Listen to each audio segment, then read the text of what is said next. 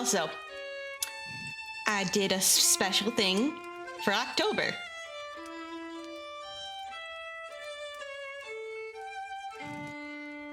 Hi. I'm Jacko Moon colored now. And?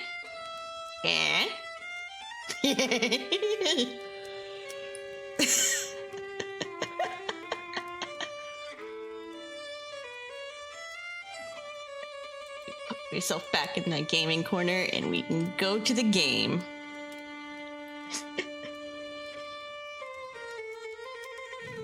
Alright.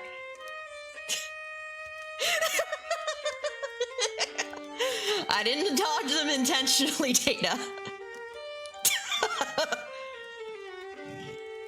Alright, let's continue. Jeez, what was the most recent one?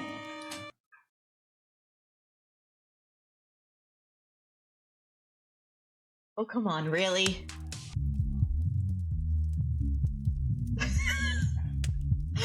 I just started the stream. Hello, Zofifi. I'm not sure if you can hear him, but Wheatley is whining at me because he wants me to take him out to poop. Again. Why is viewer attack not playing? Oh, I have it too low. That's weird. It's supposed to be playing audio, it's not. Yeah. The full model, the color has changed. Hold on, let me grab her real quick. Where is...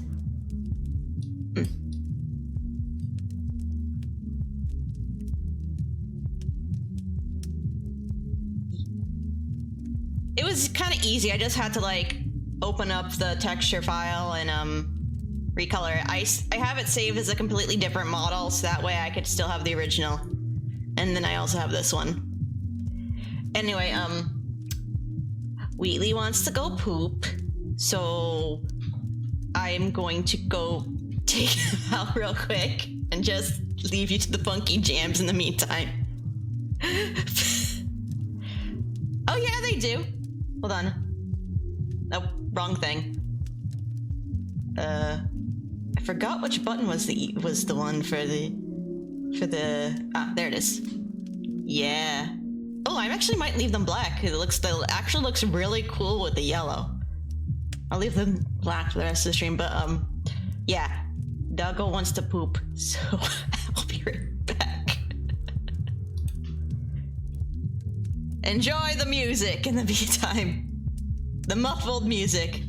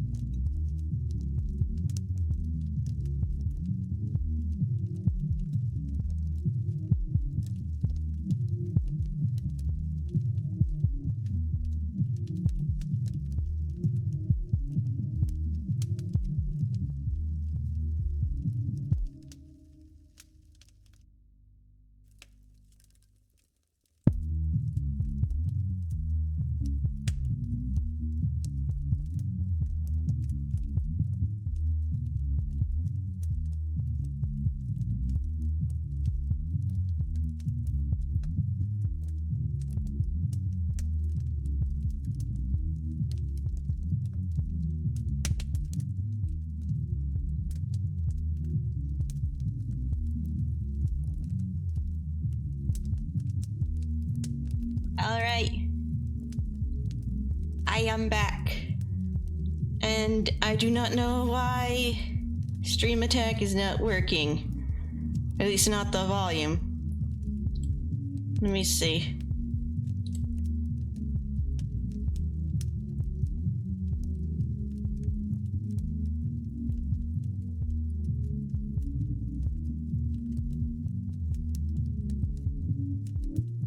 What the hell?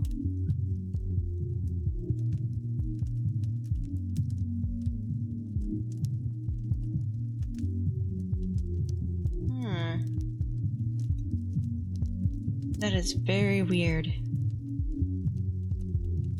Because, like, in the settings it says the volume is on.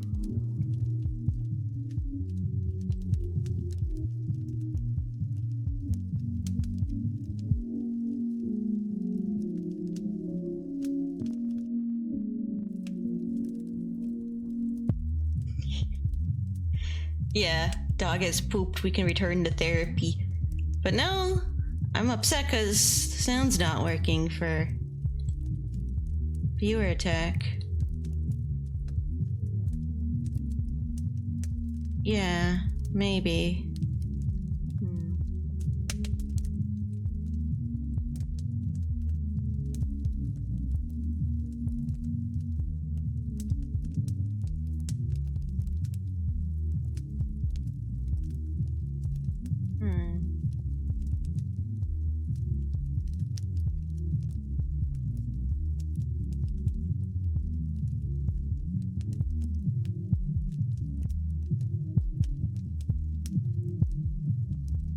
Says all the volume's on.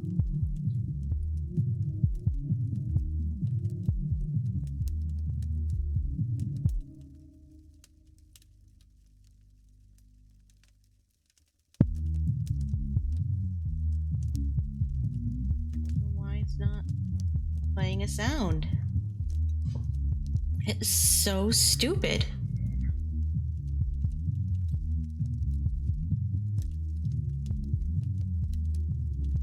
Says the volume is...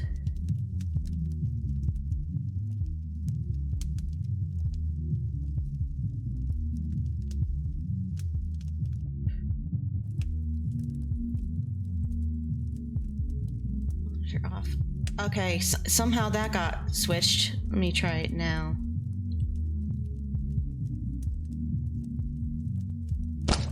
No, it's not working. What? Emotional damage.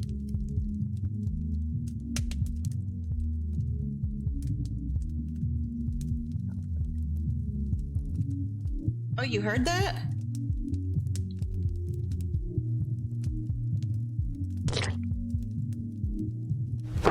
Emotional damage. I'm not hearing it on my end, though. That's very weird.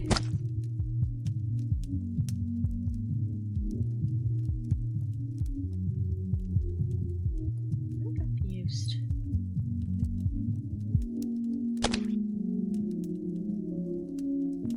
Maybe, hold on. Is it just my personal mix settings? Did that get reset somehow?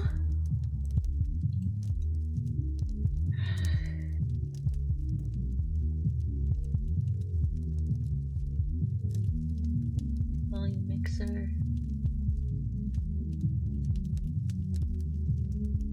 Okay.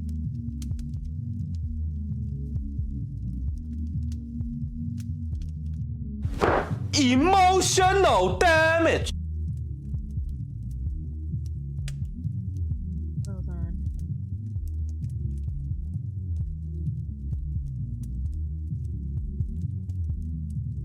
Main output.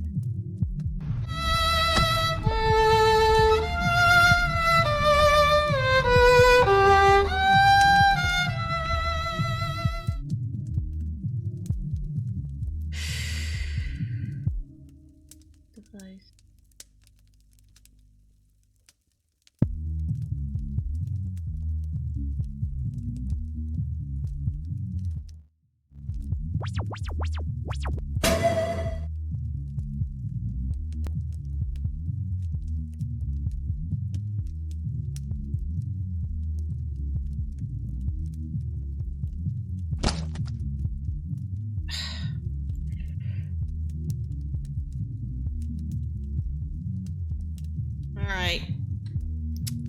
have no idea what's going on.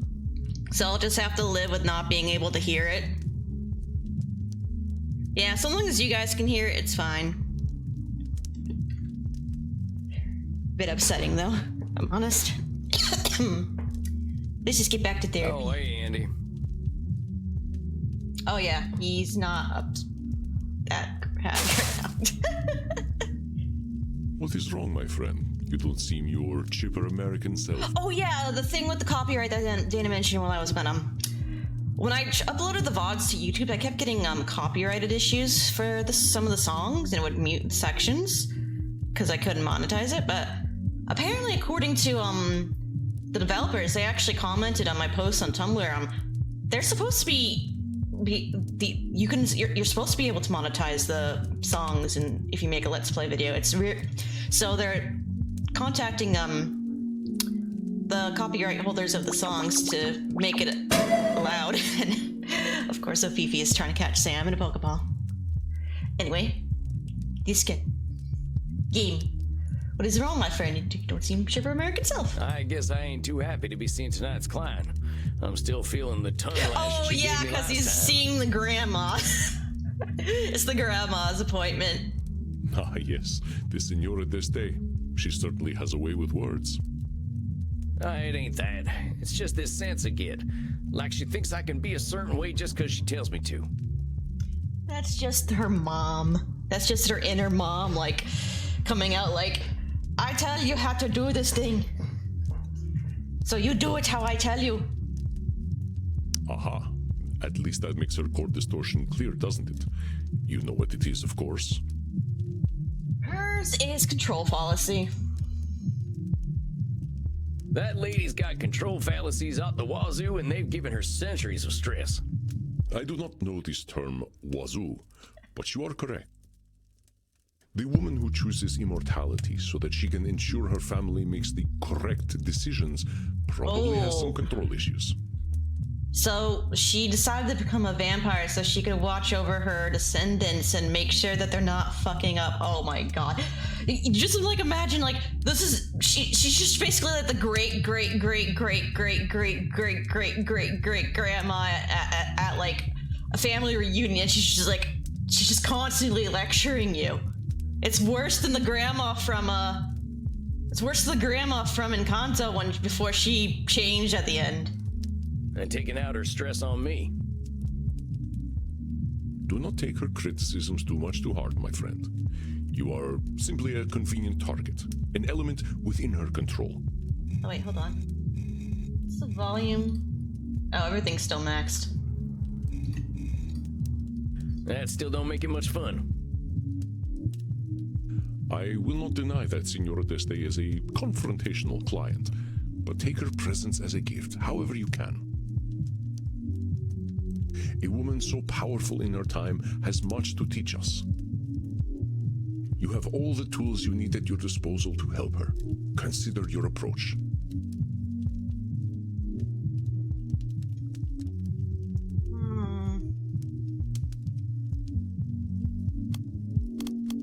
Labeling. Qualifying the positive.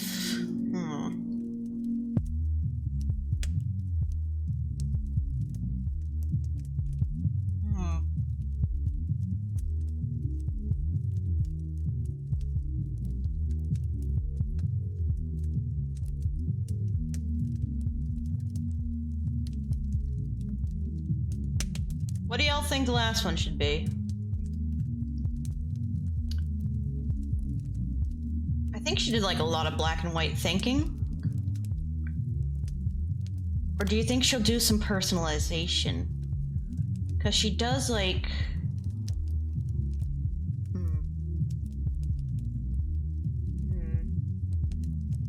Because she does try to like,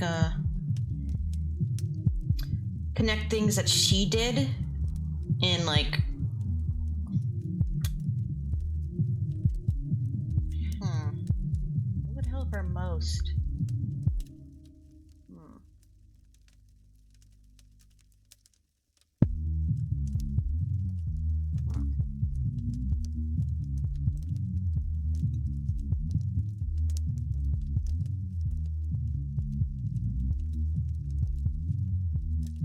Actually, let's get rid of labeling, because we already know she does a lot of that. Let's try emotional reasoning and...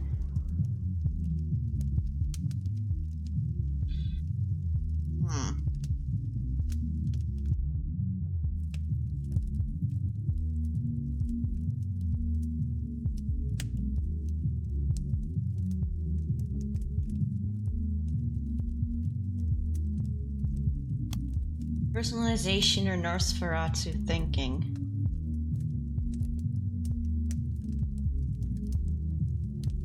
Personalization is making everything like connected to her, but she does.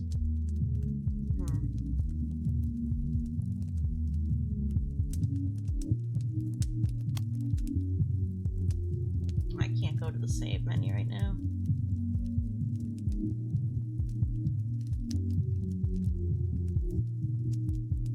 Let's go with personalization. All right, I think I'm ready.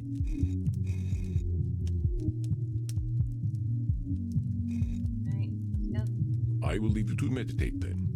Be well, Samuel, and let this 3,000-year-old tell you, you are a fantastic therapist. Alright, gosh. therapist You're gonna make me again. Not blush. therapy, You don't have to hear, boss. I can handle this.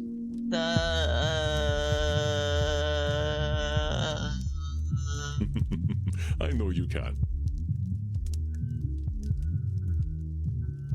Meditation, that I was the think word. I'm ready. And here she comes. Deep breath. Oh, we're not doing the meditation. Never mind. Howdy, Senora. Nice to see you again. Liar. You are as pleased to see me as I am to see you, therapist. We're gonna get straight into it, huh? All right, lay it on me. Why ain't you happy to see me? Because you are a worm. Yeah, I've been called a lot worse. You're gonna need to be more specific than that, Senora. You are a worm because of the way you wriggled into my mind the last time we spoke, leaving behind loathsome doubts. Oh, jeez. The only reason I am here is to confront you for your beastly behavior. I come to you in crisis, and you suggest that I am the cause of my own woe. Aren't you supposed to help me? Senora, you came in here telling me that Art is dead. How am I supposed to help you with that? I don't know. But telling me that my existence has been a complete waste of time is not comforting. He did not say that. I was literally re-listening to the stuff earlier when I was like driving around animals between vets, and like he was literally saying that her existence wasn't a waste of time. What the hell?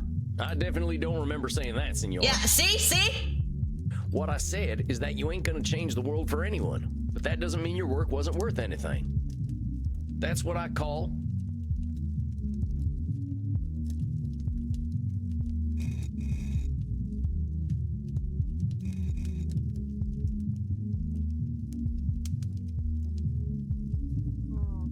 Nosferatu thinking. Remember what we talked about? There's always gonna be people who want Space Wars, and there's always gonna be people who want Michelangelo. Michelangelo? Who is Michelangelo? Oh, she doesn't know this great master. The guy what painted the Sistine Chapel. Michelangelo. Michelangelo did no such thing. Perhaps you are thinking of a man from New Jersey. Oh. Or a turtle. It is Michelangelo. Oh. She's being nitpicky on how he pronounces the words again. Senora, you want to talk about wasting time? What's using me as a punching bag doing for you? Very well. I will speak plainly. I am angry with you, Mr. Walls. For what? Yes, perhaps not all I did was a waste of time, effort, and pain, but to think that much of it was. This is most horrifying. Nothing. I can see why it'd be upsetting to see something you put a lot of effort into not work out. It is more than upsetting. It is devastating. I did not just fail to bring the understanding of true beauty into the world, I failed to bring it to my own familia. I watched them die, Mr. Walls. It was not the physical death that caused me the greatest pain, but the spiritual death. Oh. Yeah. I think she might Be the last one of her family. They had no care for the Gonzaga name nor the D'Este name. Despite my sacrifice and all my efforts, they pissed away my legacy. Oh, maybe never mind. Oh boy, sounds like there's a lot to unpack here. It is a dark and painful story, Mr. Walls. A story where my greatest joy turns to ash, and I was powerless to stop it. When last we met, did I tell you about my son? No. No, I don't think so. Federico. Ah, my dear Federico, my little clown, my delicate artist, my beautiful boy. I suffered for him, Mr. Walls. I put up with my husband, Frankie, and all his brutishness, all his licentiousness. All for Federico. I raised him to be intelligent and clever, to understand the gentle arts and philosophy. I raised him to be a D'Este. But for all my efforts, I could not cool his Gonzaga blood, and it persisted for a century to the ruin of our house.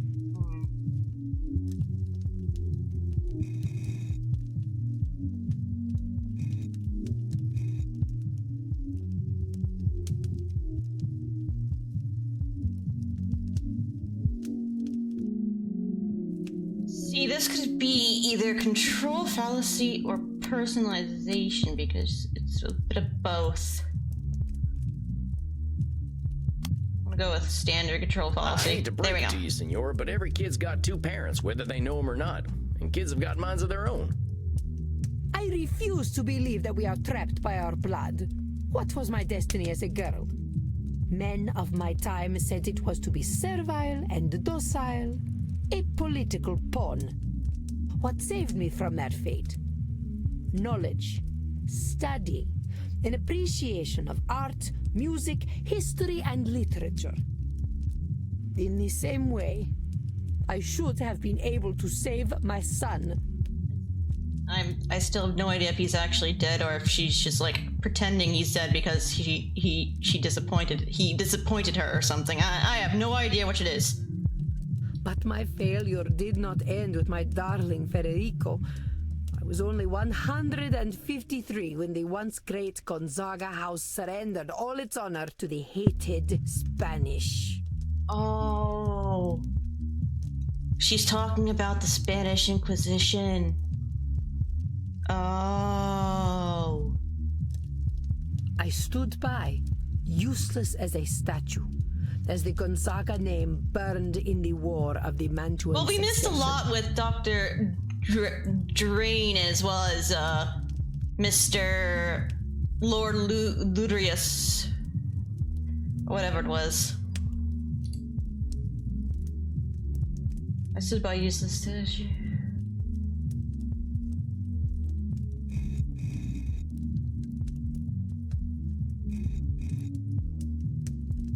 What's this War of the Mantuan Succession all about? Do you know nothing of history at all? Oh, very well.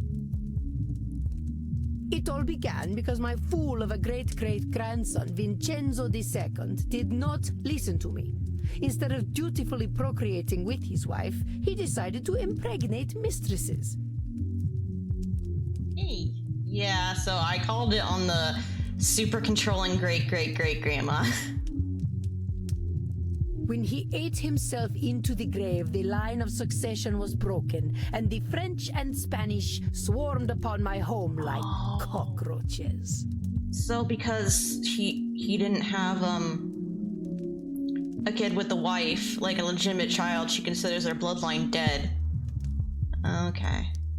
I killed a great many of them myself, but it was not enough. Eventually, the Gonzaga lands were given away to both countries. Of course, this is common knowledge. I would have had your tutors beaten. You didn't go to school, ma'am. He told you this last time. Senora, the only tutors I ever had showed up after eating a can of baked beans. I know it. Those tutors. Disgusting. The hated Spanish? You say that like everyone hates the Spanish. Must I mince words with my therapist? Naturally, I do not include the Spanish among those who hate the Spanish. What? Eh? Eh? I don't hate the Spanish. I've known plenty of fine Spaniards. I doubt you know much about fine company, but your pedantic point stands. Not all hate the Spanish. Very well. From now on, I shall say the Spanish, who are hated by myself and sensible persons. Oh, we can talk more about the Spanish later. So wait, there's a whole ass war going on and you're supposed to stop it? How's that work? I gave up my humanity to guide my familia through the ages. If I could not do that, what was the point of becoming undead?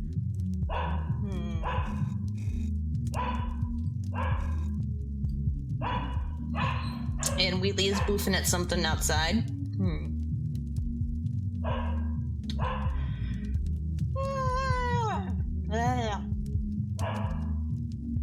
Wheatley! Quit your boofing!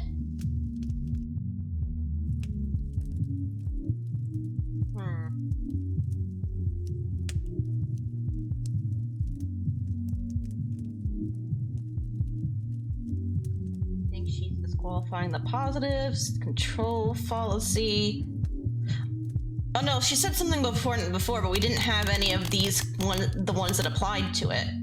This time we do. It's one of these. It's either control fallacy, personalization, or emotional reasoning.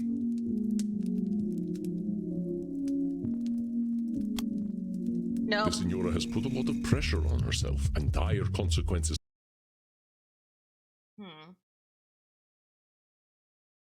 Maybe it's emotional reasoning?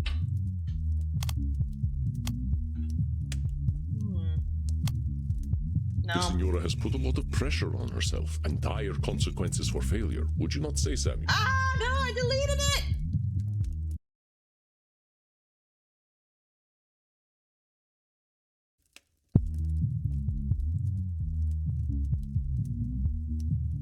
I hate to break it to you. I meant what the... But I stood by.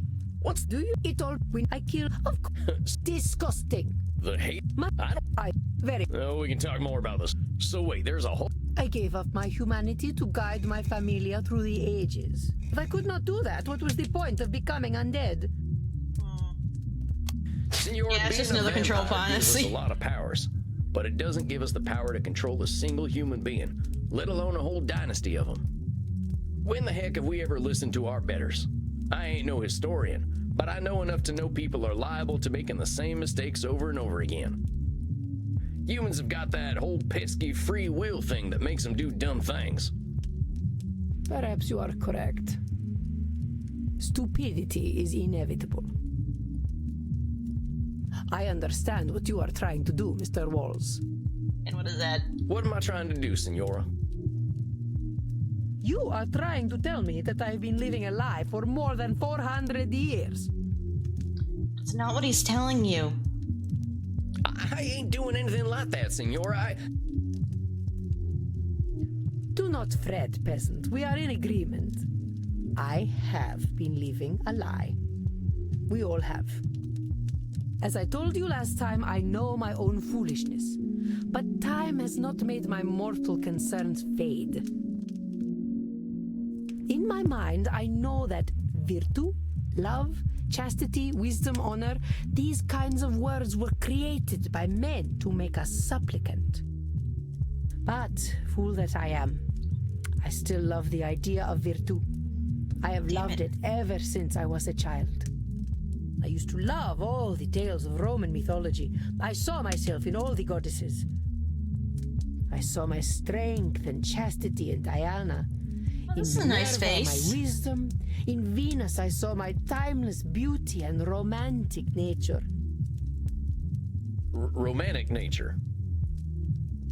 Romantic nature? What a wretched parrot I hear. Do not look at me so. Yes, I was a romantic.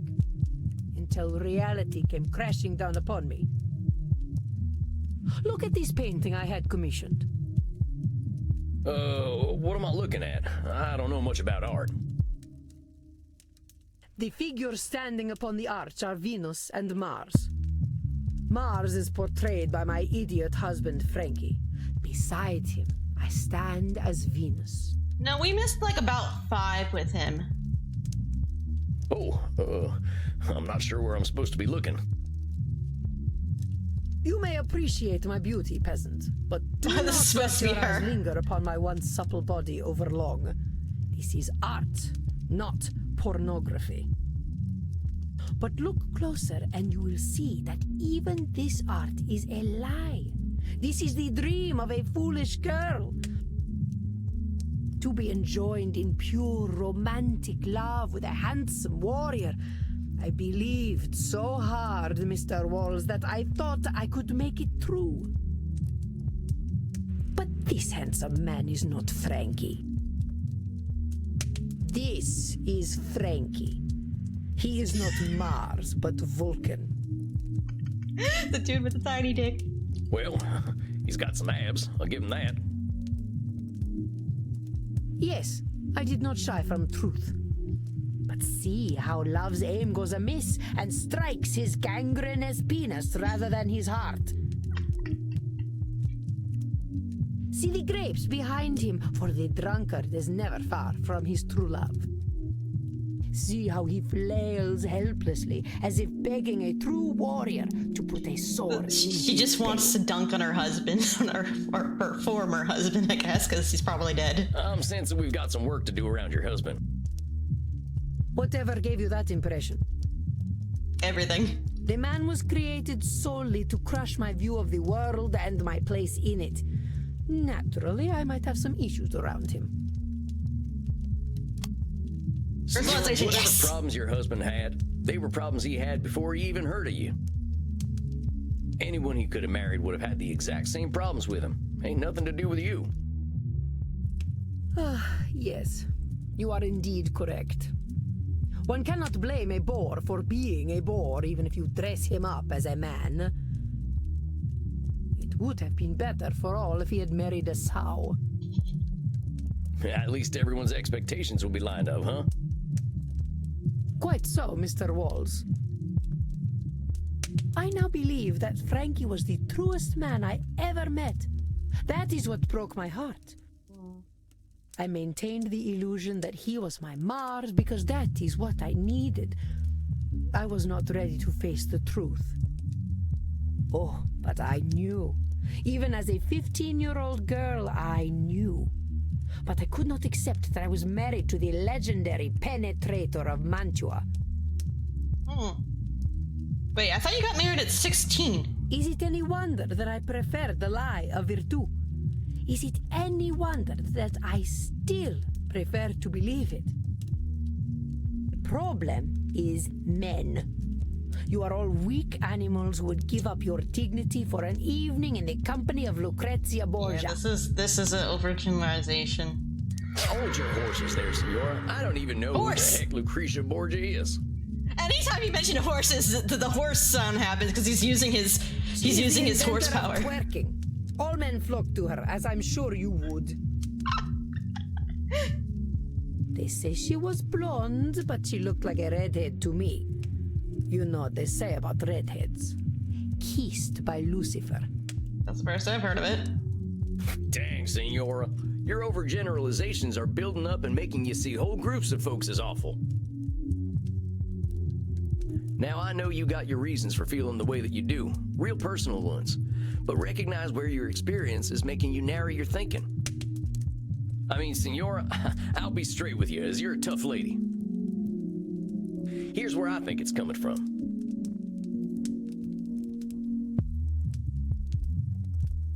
You're comparing people to gods, including yourself, and everyone's failing that test. Frankie weren't never gonna be Mars. You weren't never gonna be Venus. You weren't born out of no shell. And you will never be anything but a peasant. Heck, Senora, I'll be as surprised as anyone if I get invited to a high society He's dinner. happy being a peasant. I can tell I'm hitting a sore spot, but maybe that means that's what we've got to focus on. I do not like you, Sam Walls. But you are correct. I betray my own purity of spirit with my anger. But I say, why should we not aim to be like the gods? Humanity is not worth preserving when we are such petty creatures.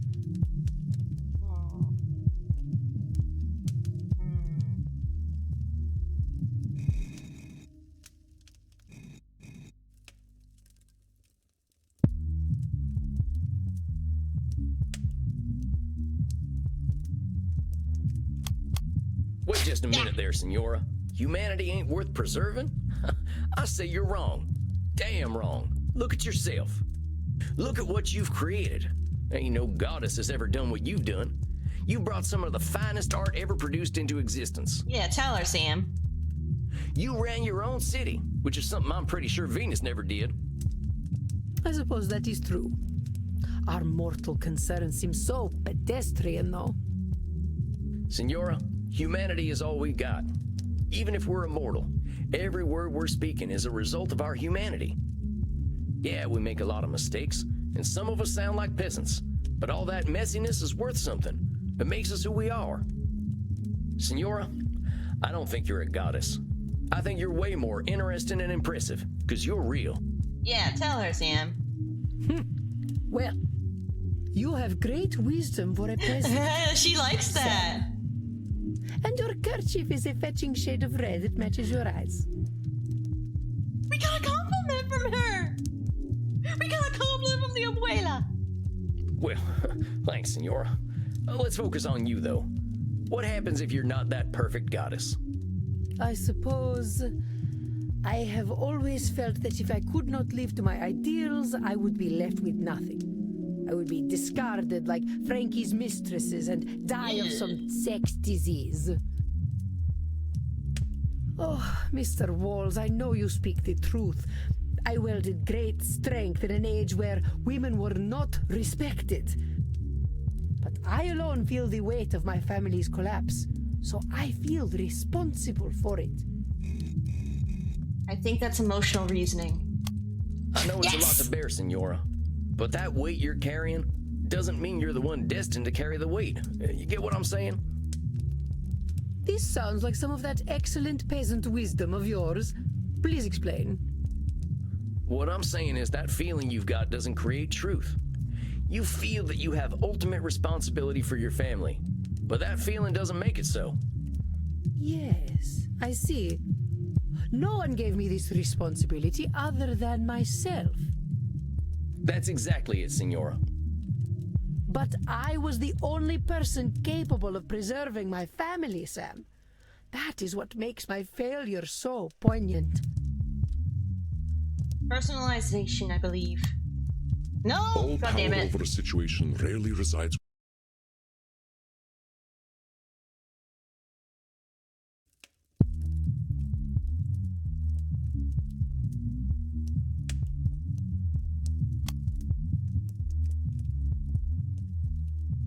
I know it.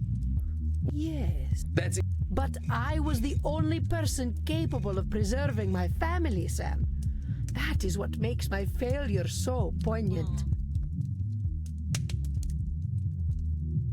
Is it just another emotional reasoning?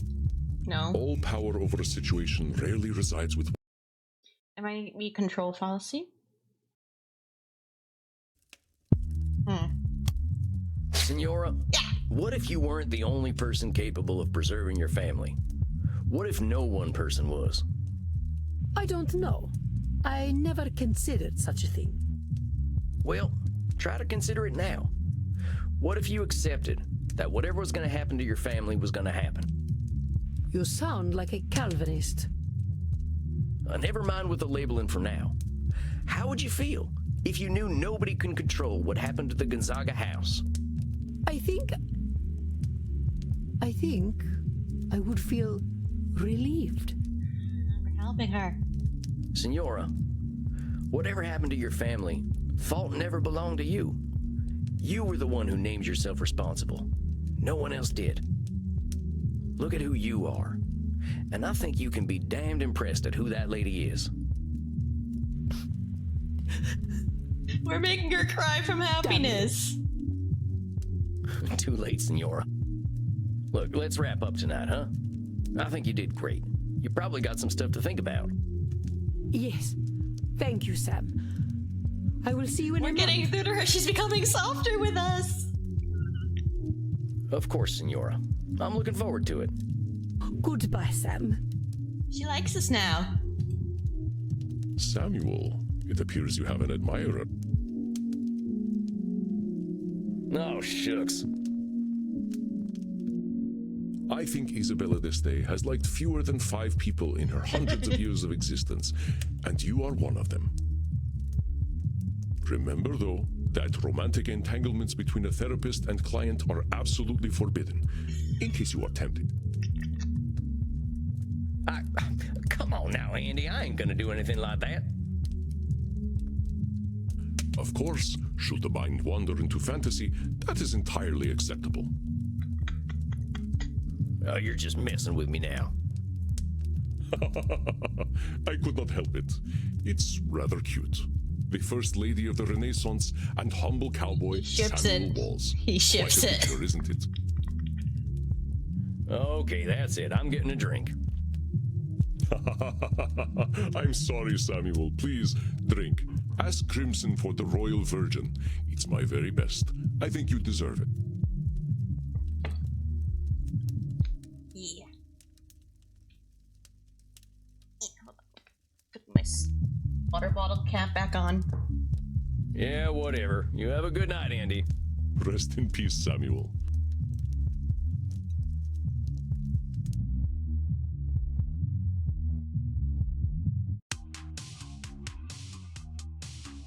And I thought I had family problems.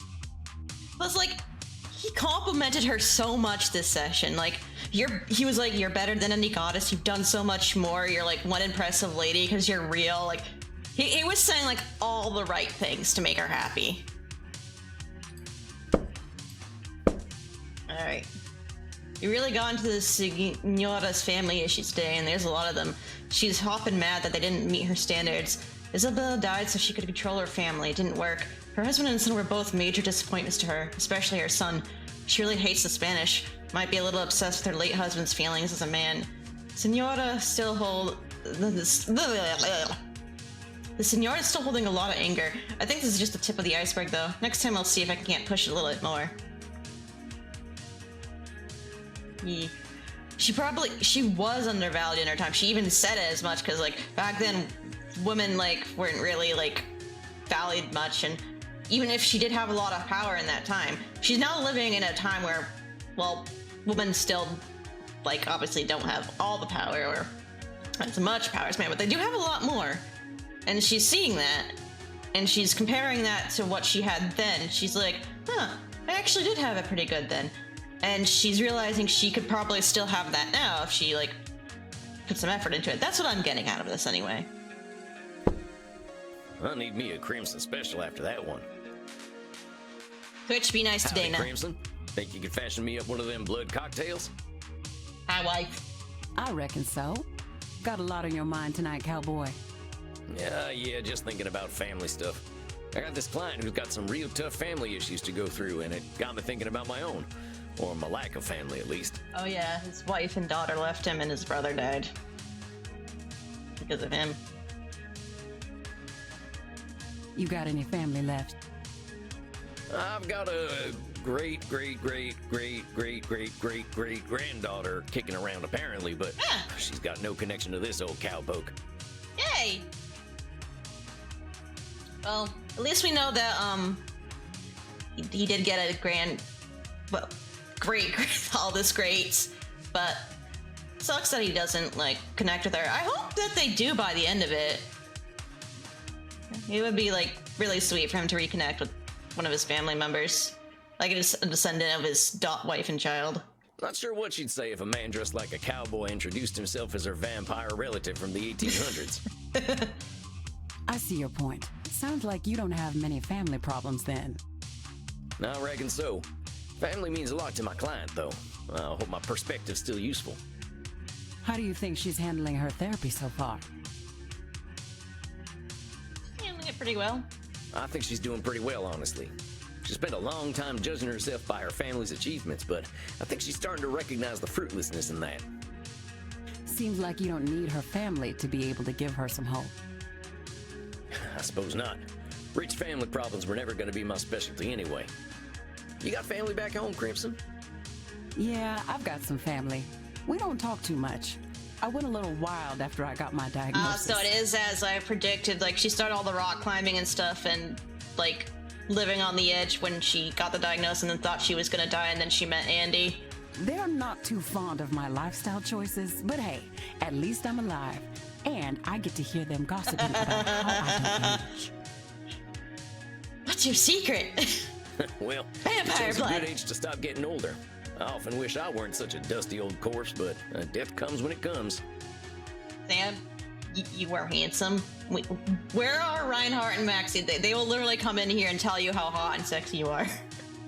Sometimes he's still waiting for me to give him an opening. Death always is. Pardon me for asking, but is there a reason you're choosing not to be a vampire? There is, but I'm not talking about it tonight. A little mystery makes life a bit spicier, don't you think, cowboy? Oh, does she have a daughter or something? I don't know. Oh, I wasn't trying to pry or nothing. Bullshit. I know you're curious. Here, consolation prize. Drink that up. I'm gonna take a drink of my water.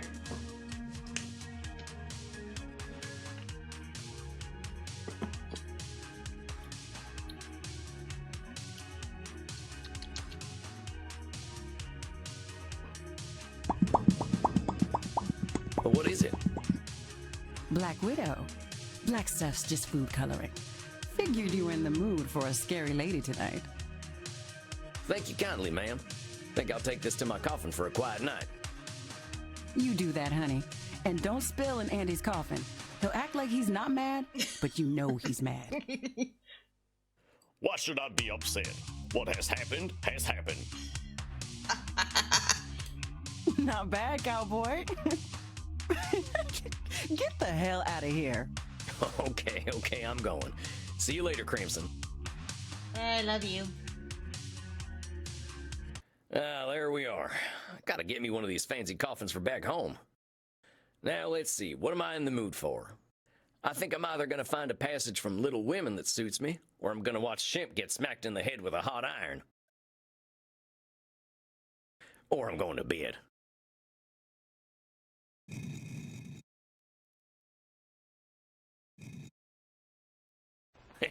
These guys are great.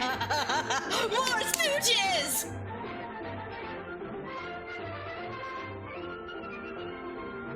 Oh my god, it's another full episode of Stooges.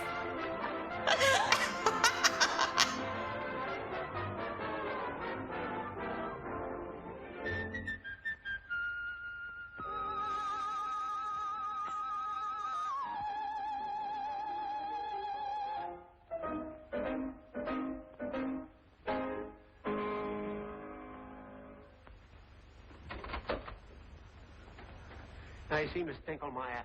That's the way it should be sung. Shall we try it again? I'll try anything for you, Professor. Oh, that's fine, fine. If you please, Doctor. Doctor. Doctor. Hey.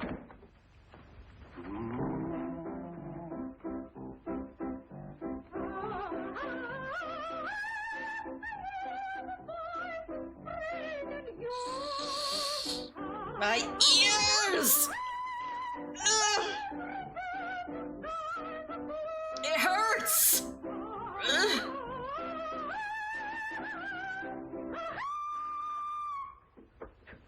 No, you are too fortissimo, too allegro, too quattro. Oh, is that bad? It ain't good. You're supposed to be singing about the voices of spring, not the eruption of a volcano. Give with the throat, not with the bellows. Oh, Professor, you want it more like a bird. That's it. Give me the bird.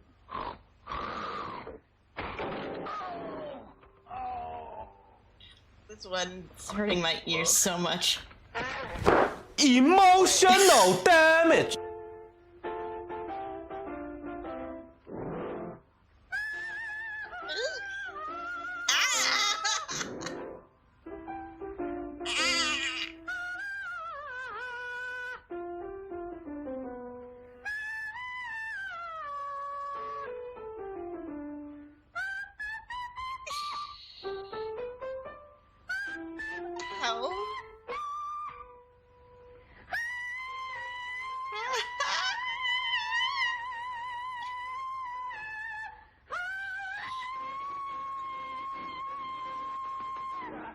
hurts so much.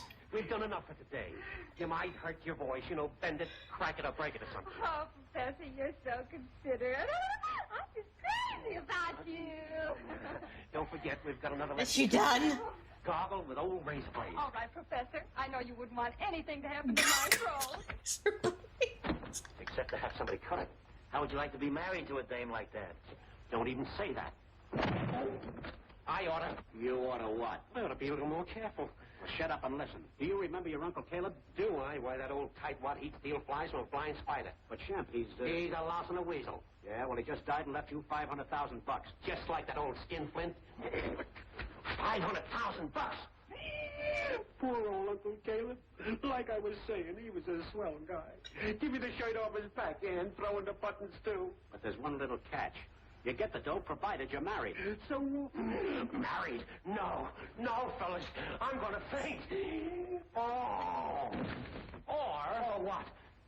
If you get married within 48 hours of the reading of the will. What time was that? 6 o'clock the night before last. You just got 7 hours to get yourself a bride. It can't be done. No woman is interested in me. Maybe not, pal. But if you look real hard, you might find one that's interested in I know where this is going. Maybe you got something there. You're darn right he has. Do you know any girls? I got a lot of numbers, but I haven't had much luck with them lately. Well, you can't get Stop bad singing the girl. What are we waiting for? Down the hall.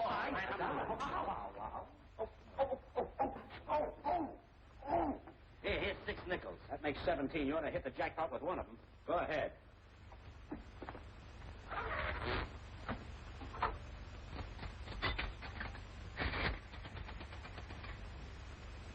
Give me Susquehanna 2222. Say, he's been in there over an hour.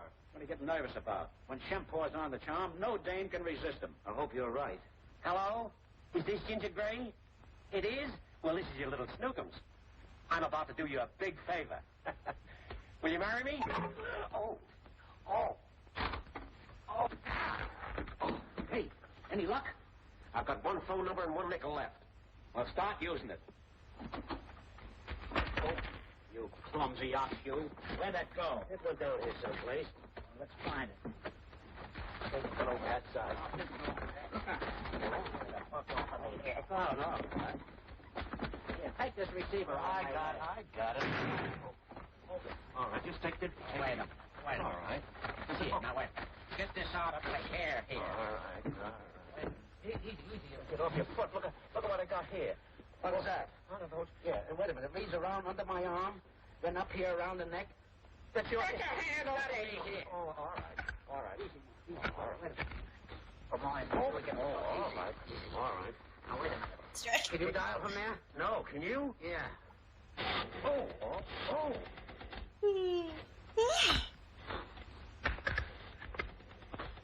I seriously love how expressive my ears are now. Get up in this one. How's that? Well, it don't feel as good as... Tangled up in the thing. Oh, wait. Take it easy. Now, look. We ain't getting no place fast. Let's get at this thing right the right way. You want to get this on. All right, wait a minute. All right. Can't stand it anymore. It started with the book, didn't it? Whoa! Where's your hat?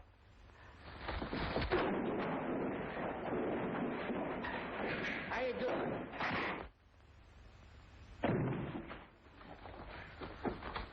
Get your hand out of my face. That ain't my hand, it's your hand. All right, you asked for it. Ow! Wait. Say, miss, would you like to get married? What? Get married. Well, I don't know, but you are kind of cute at that. Oh, it's not me, it's him. You gotta get out of this. All right. There isn't much time left. You know that, don't you? All right.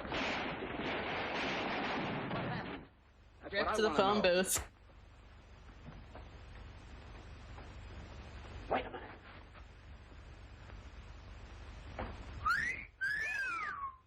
Did you get a load of that?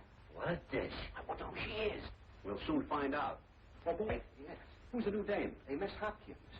Miss Hopkins. Did you hear that, kid? And good looking, too. Go get her, Shep. Oh, wait a minute. You can't propose to a girl looking like that. We gotta give you the works. Come on.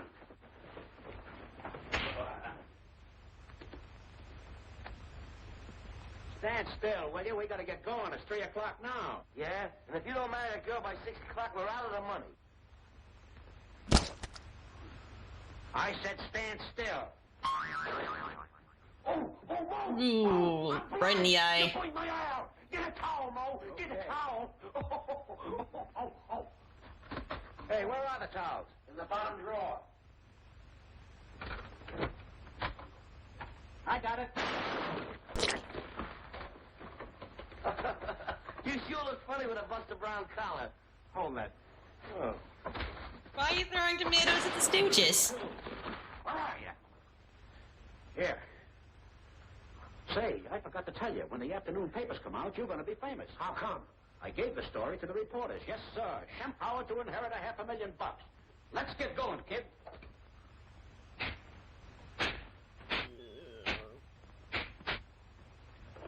I'm telling you to hold still now. I'm warning you.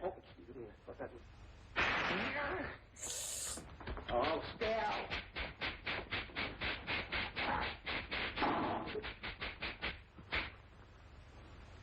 The razor scenes just makes me so nervous, knowing what could happen with those things. I know it's... How do you like that?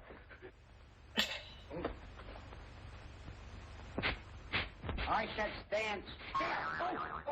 Oh! Hey, I cut off my head. Mo, my head is off. Mo, my head is off. My head is off. Oh, there I am. And as pretty as a picture. Yeah, but Nate. Oh, get going. This means $500,000. I know what it means. Here you are. Boy, am I tired. Where'll I throw this water? Oh. You look good. You look great, kid. You're a cinch. Go to it. Oh. Come on.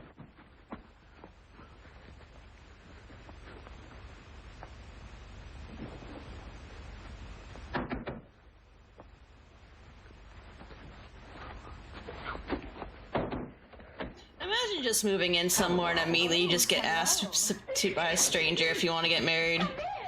Cousin Basil. Oh, I'm so happy to see you. I've just been dying to Never mind, she thinks that he's the cousin. cuter than that lady said you were. Oh, boy, success. Imagine being cousin zoned. Cut it out. Oh, you must be exhausted after your long trip. Sit down.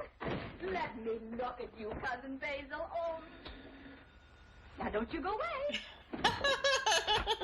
Hello? Yes, this is Miss Hopkins. Your Cousin Basil? Well, then who is... I was you. How dare you pretend to be my Cousin Basil? I'll teach you a thing or two. You won't. Don't you dare threaten me. Bitch, he was trying to explain, but you kept cutting him off and then just kissing him repeatedly. You're getting loud. You horrible person, you... Get up. What happened, kid? Can I help it if I ain't Cousin Basil? Professor, are you all right? And there she is, the one that I assume is gonna get married. All I wanted to do was propose, but... Propose? Oh, Professor, this is so sudden. You mean you'll really marry him? Oh, of course. He's my little old dreamboat. Your little dreamboat is sailing. Wait a minute. You're going to sail away from $500,000? We only got 2 hours left. Come on, get going. Come on.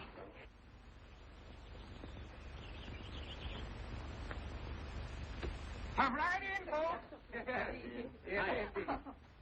Say, here's the license. My pal wants to get married in a rush. Oh, it's splendid. Oh, excuse me. Hello? Who? Mr. Howard? Yes, he's here. Hello? Yes? What? How many of them? Wow. Yeah. Okay, thanks. That was the clerk at the apartment. Those dames you phoned this morning found out about the $500,000 in the papers. Come on, pal, we gotta make this fast. Have you got the ring? Why, certainly I got it. Oh. It went in the piano. Get it. You see anything? Yeah, wires. Listen, you. What? You know, I think the piano's out of tune. Go on. I think I see it. Oh! Look out. Get up, buddy. Get Get me out of here. My face. Oh, you want to spoil my looks? Impossible. Never mind your face and get that ring. It's 5:45. I don't think you need a ring for, like, a paperwork marriage. So am I. Yeah, this is, I like the courtroom one better. Oh, quit playing around in there and get that ring. Oh. Get me out of here. Get me out of here. That one was a hit. This one is kind of a miss. Maybe it was a hit back in the day, though. Shut up. Hey, sit him down. We'll get a new grip. Easy, now wait. Get this stuff off. Oh. You get into messes every time. Here, give me a arm. Now, a few minutes left and no ring, no nothing. Wait a minute, fellas. Here's the ring. How do you like that? Get up here. Okay, partner, we're ready for the kickoff. Join hands, you lovebirds.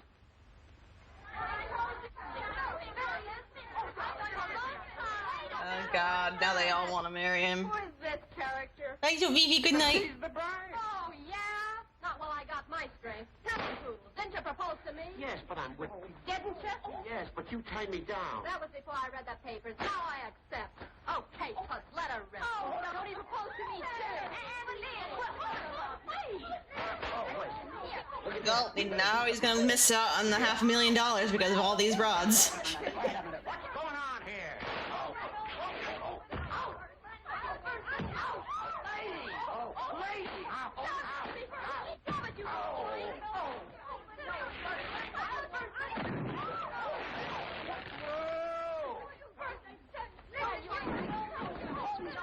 Please. Hold hands, you lovebirds.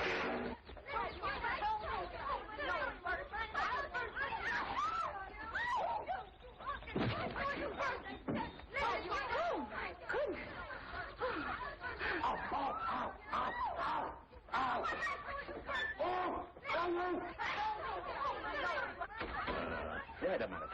You wouldn't hit a lady with that. Use this. It's bigger.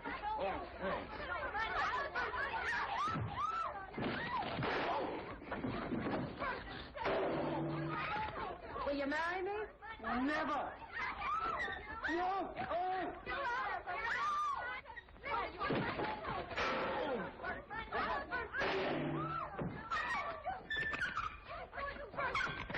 This is the second time his head's been in a vice.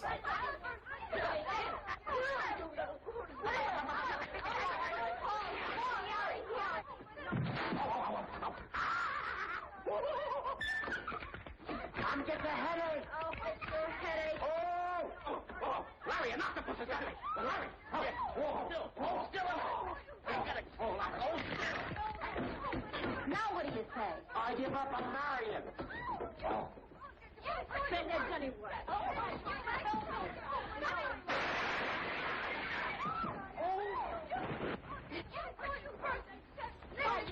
Mr. Bevin, please hurry. Hold hands, you lovely bird.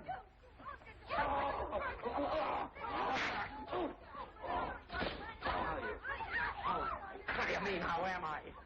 Congratulations, both of you. Oh, thank you. Yes, We're married. We made it. It's 6 o'clock and you're married. What happened? What happened? You're married, kid. Say something. Help!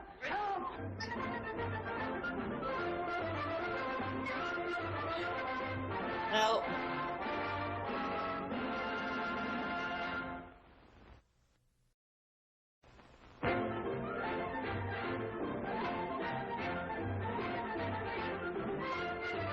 Well, Well, that's enough fun for one day.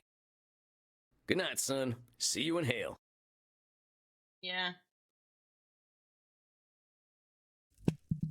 My ear's twitching too much. I think I did something Samuel, weird with the greetings. parameters. I believe you are seeing our actor friend tonight, are you not? Ah, the gay actor. We're seeing him today. Also, let me just wipe my eyes. Yeah.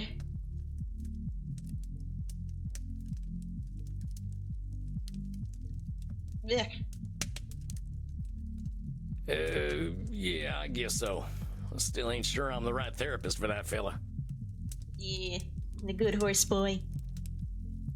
There may not be a right therapist for him, but let us think positively.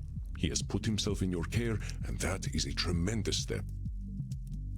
Yeah, I guess so. I'm thinking it's gonna be an uphill battle, though. At least his core distortion is clear, don't you think? You know what it is, I am sure.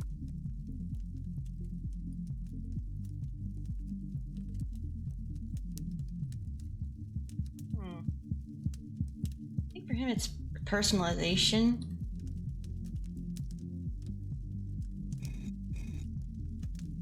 It's personalization, right? Of course, a distortion common to many with narcissistic tendencies. Yep, Professional it's the Ed gaslighter. King show all day, every day. I recognize your disdain, but pause a moment. It must be difficult for Edmund to make everything all about him all the time, don't you think? He doesn't have to make everything about him, though. He doesn't know that. Keep digging, Samuel. You will find his truth. Choose your distortions well.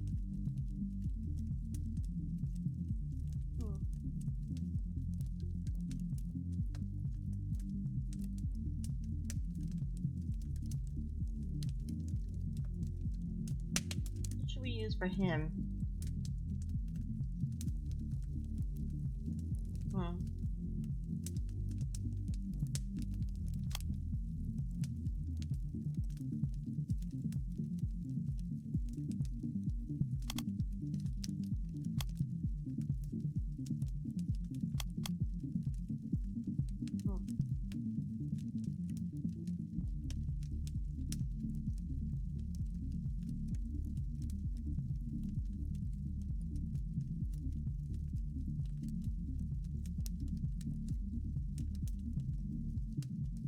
We just had the base ones then. He did like a lot of control fallacy, which is the personalization version.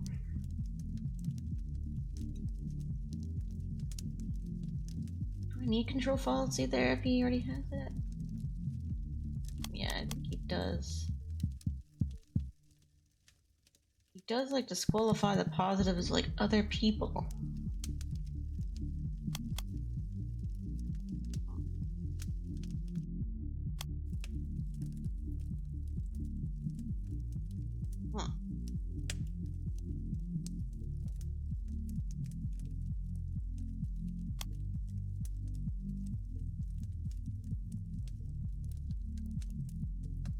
You think he might use emotional reasoning because he relates everything to himself?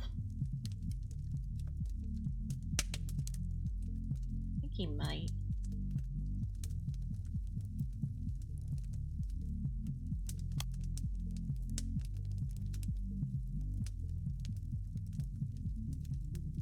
He might not do a lot of Nosferatu thinking.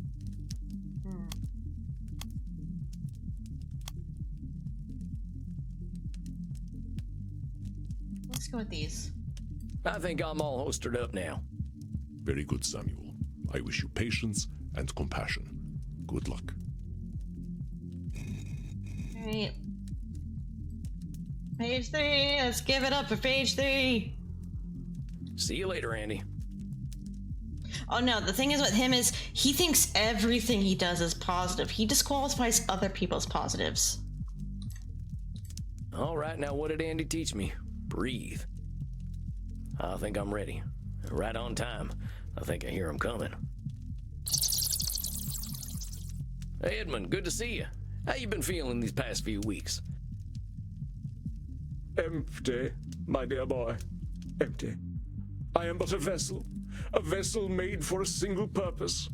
But alas, and alack, that purpose is in supply most rare. You mean acting, right? Aye, that's the rub. Acting, my dear boy. Acting. My thespian blood goes rancid with stagnation, and the only cure seems to me irreprehensible now. I do not wish to face these mortal directors, for they dare to tell me my art. Ain't that what directors are supposed to do? Yeah. They're supposed to tell you, like, they direct. Oh, my dear boy. Some are born great, some achieve greatness. and others have greatness thrust upon them. No director can thrust greatness upon the already great. In mine own case, mine greatness hath already been achieved. Well, maybe you can help me understand a little better. You said that greatness was thrust upon you, right? How did that happen? Enjoy your food, Great Fairy. Ah, you are curious to hear what circumstances created this actor non-pare. I cannot blame you. Well, recounting such a history will please me indeed. I first rattled the foundations of the stage as a mere babe. Indeed, too young for memory, and yet old enough to command attention. So you were just a baby crying on the stage? What? Clad only in swaddling cloth at the age of 4, I was Cupid himself. But my arrows seemingly went astray, for the entirety of the audience he was a child love with actor. me. It is the stuff of legend. For tender as my mind was, I could not bear witness to my own greatness. But it does prove that I was indeed born great.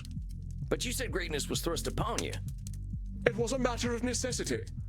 You may not guess it from my gentle speech, but I am no lordling.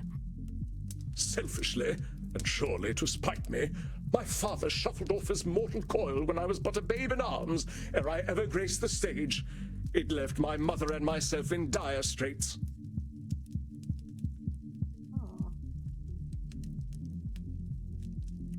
Pretty sure that's personalization, because I think the father dying has nothing to do with Hold that. on a sec. Yeah. You said your old man died selfishly. Well, what do you mean?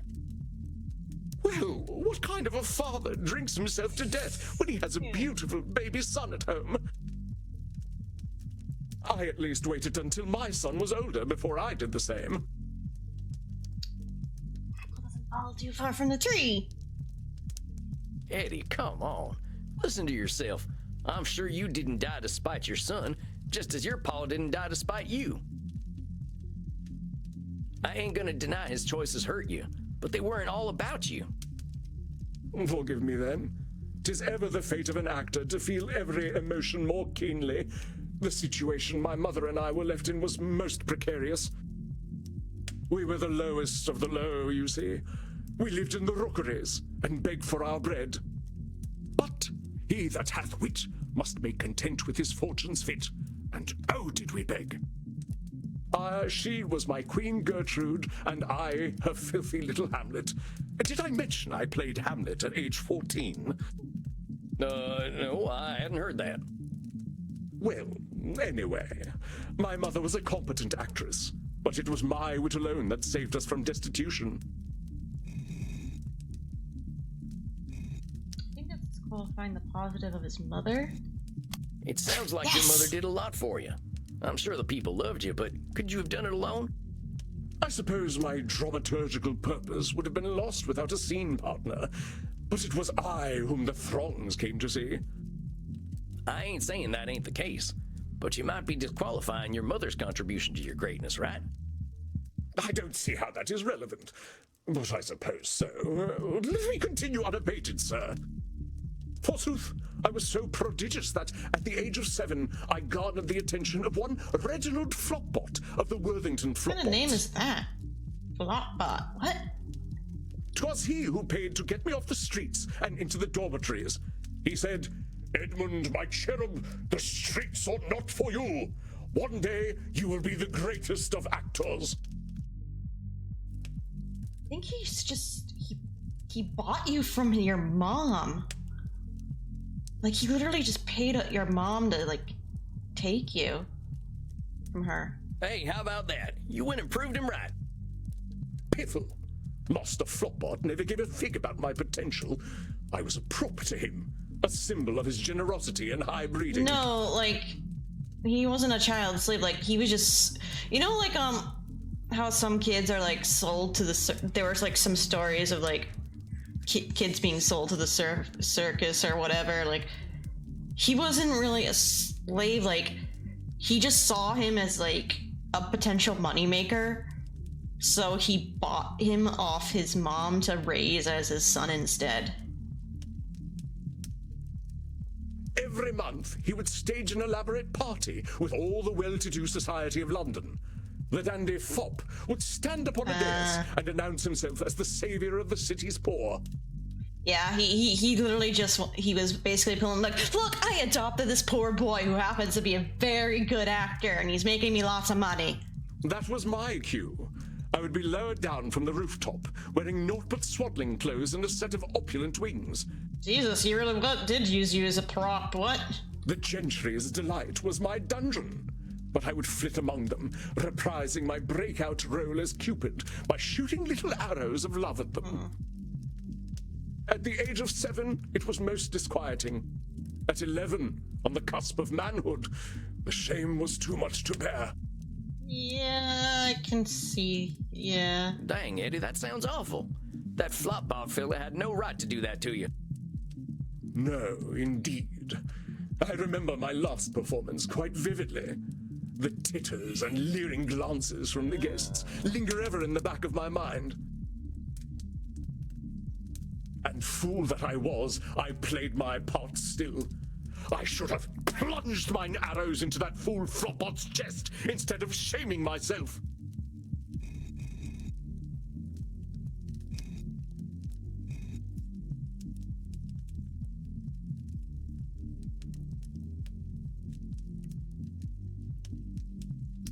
Control policy or should statement. No. Edmund was just a child. How was he to know what to do?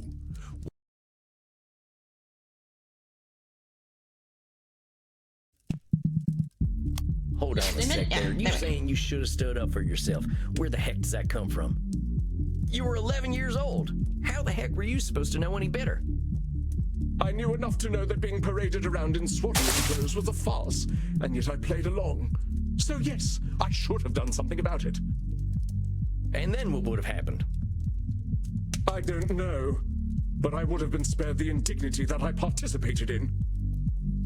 You didn't have those answers then, and ain't nobody would expect you to. That's kind of how exploitation works, Eddie. Indeed, the word exploit was not even in the standard lexicon at that point. How could I have known? Regardless, I swore that night to never be a puppet again. I stole away and gave myself to the mercy of Poseidon. The bargain was struck, and he swallowed up my hated swaddling clothes and wings. In desperation, I signed on with a mercantile shipping agency. I thought perhaps that my body would bend more than my soul. But oh, did I toil! Life upon the sea is most cruel. Biting winds did carve my visage. Low words hardened my heart, and heavy weights left me bent. By the time I had fulfilled my bargain with the Lord of the Sea, I had become an older man, my efforts etched into every crease on my face. Dang, sounds intense. How long were you at this job? I'm gonna laugh if it's just a few months. An age, a life. 6 months, each one a hungry leech torn from my bleeding body. Just 6 months, oh my god.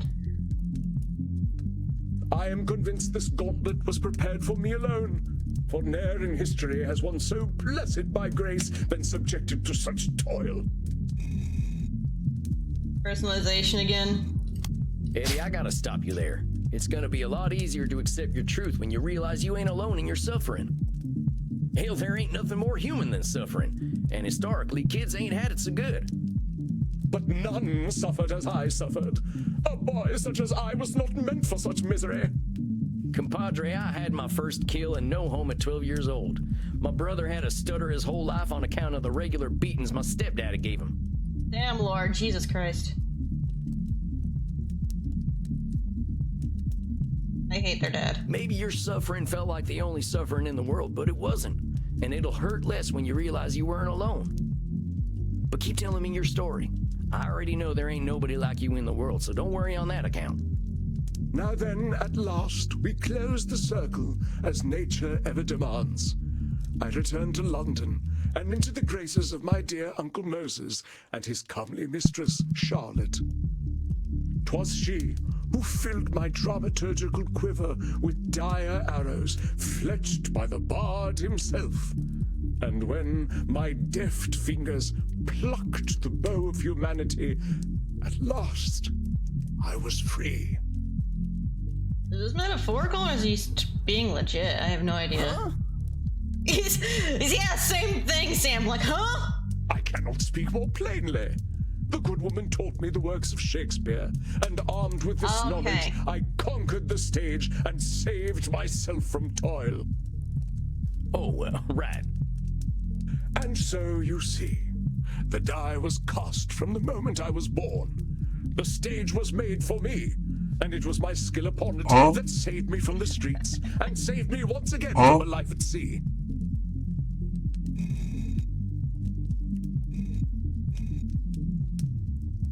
Okay.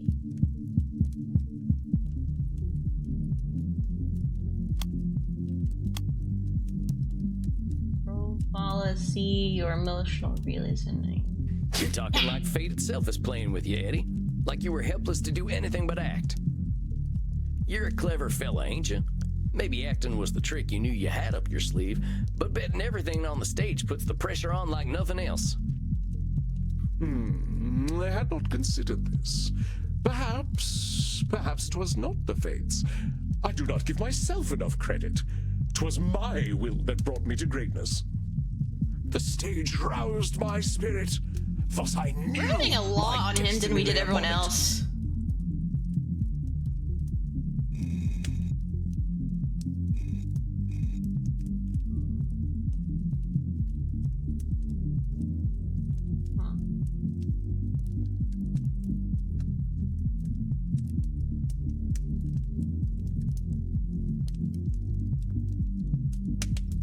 Control policy or personalization? Personalization? No. Edmund is conflating his emotions with divinations. Yeah, there was emotional. There was one of the other ones I was considering. You got it, amigo. You wanted the stage to be your ticket out of the bad days. Maybe that's why you were so successful. Your intrinsic motivation made you keep pushing to be better. 'Tis so. 'Tis so. The threat of the rookeries loomed ever upon my overladen spirit. Acting presented itself as a way to keep myself out of them. It is natural that I should weigh its importance so heavily.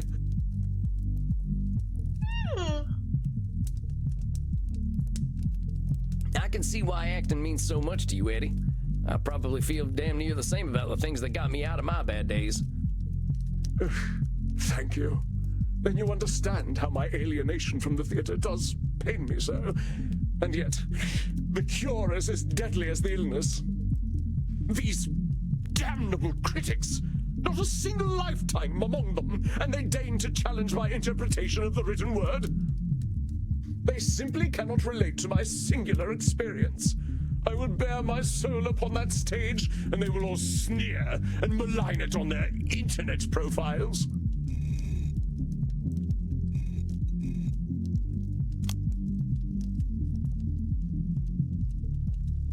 No. For someone that lives for adulation, Edmund has a deep...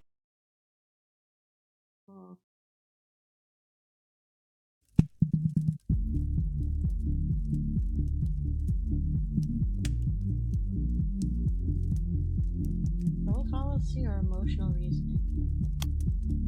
No. For someone that lives for adulation,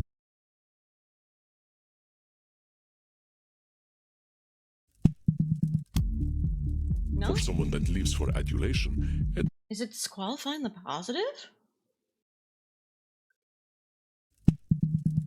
Not that. Not that. Well, Eddie, the way I see it, you're not on stage doing vampire plays. You're portraying the whole human experience. If you want your audience to respect you, you gotta respect your audience. They might not have lived a long time, but they're still human. Scarcely. Critics are but an afterbirth of creation. But as you say, they are humans, and for certain they do bleed. So keep that in mind and you might find your job easier. I took a look at your Wikipedia entry last night, Eddie. Maybe you've had a few bad critics here and there, but history says you're a legend, and your work speaks for itself. Hell, you were around before film was ever a thing, and people still remember you. Ah, your words warm me. as an ersatz son for the one we have forsaken. With thy help shall I gird my soul mayhap, and grace the stage once more. Well, let's talk about that then. What's the biggest thing stopping you from getting back up on that stage right now? That it all simply might not be worth it. Why should I bear my damned soul when the audience hath not the sight to see it? Maybe I can ask you a question then. What if there were no audience? No audience? Do you know what a stage is, sir? It is a platform where life in brief may be portrayed. Yeah, everyone knows people are vampires. Because it is separate from the audience. Without such, the stage ceases to be a stage. As in, if a tree falls in the woods and no one's around to hear it, does it make a sound? Simply but elegantly put, my dear boy. Without the audience, the stage loses all meaning, like a monarch without a kingdom.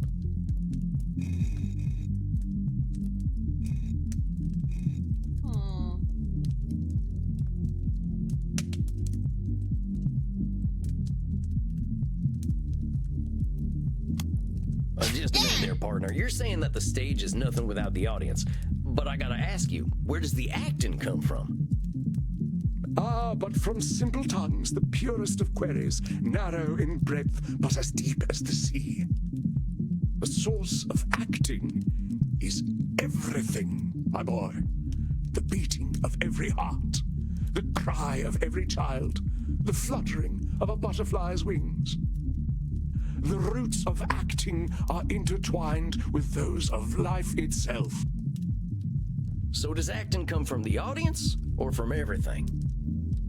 My dear boy, you prove yet again, as the bard oft did, that 'tis the fool who sees the truth as it is. I bow to your simple wisdom. Thanks, I guess. Let's figure out how we can bring it back to acting. Forget the audience. I know we can't see in mirrors and all, but what do you think of filming yourself? Brilliant notion. Yes. I shall become my become a YouTuber. audience. I shall bring myself to rapture.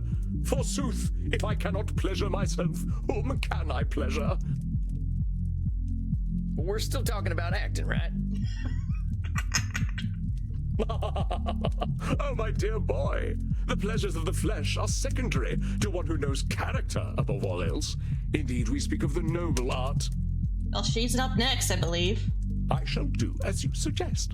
If there is one on this lonely orb that can inspire an artist such as I, it is myself. I ain't sure I'd put it exactly that way, but I think you're touching on the thing we've been talking about. The motivation's got to come from you, amigo. We are of one mind, dear boy. Perhaps I left my muse in the mortal realm, but I shall find him once more. Not only for myself, but also for my public. Yea, the masses flock to my Wikipedia page as moths to a flame, each a silent plea for the return of the one true artisan of the stage.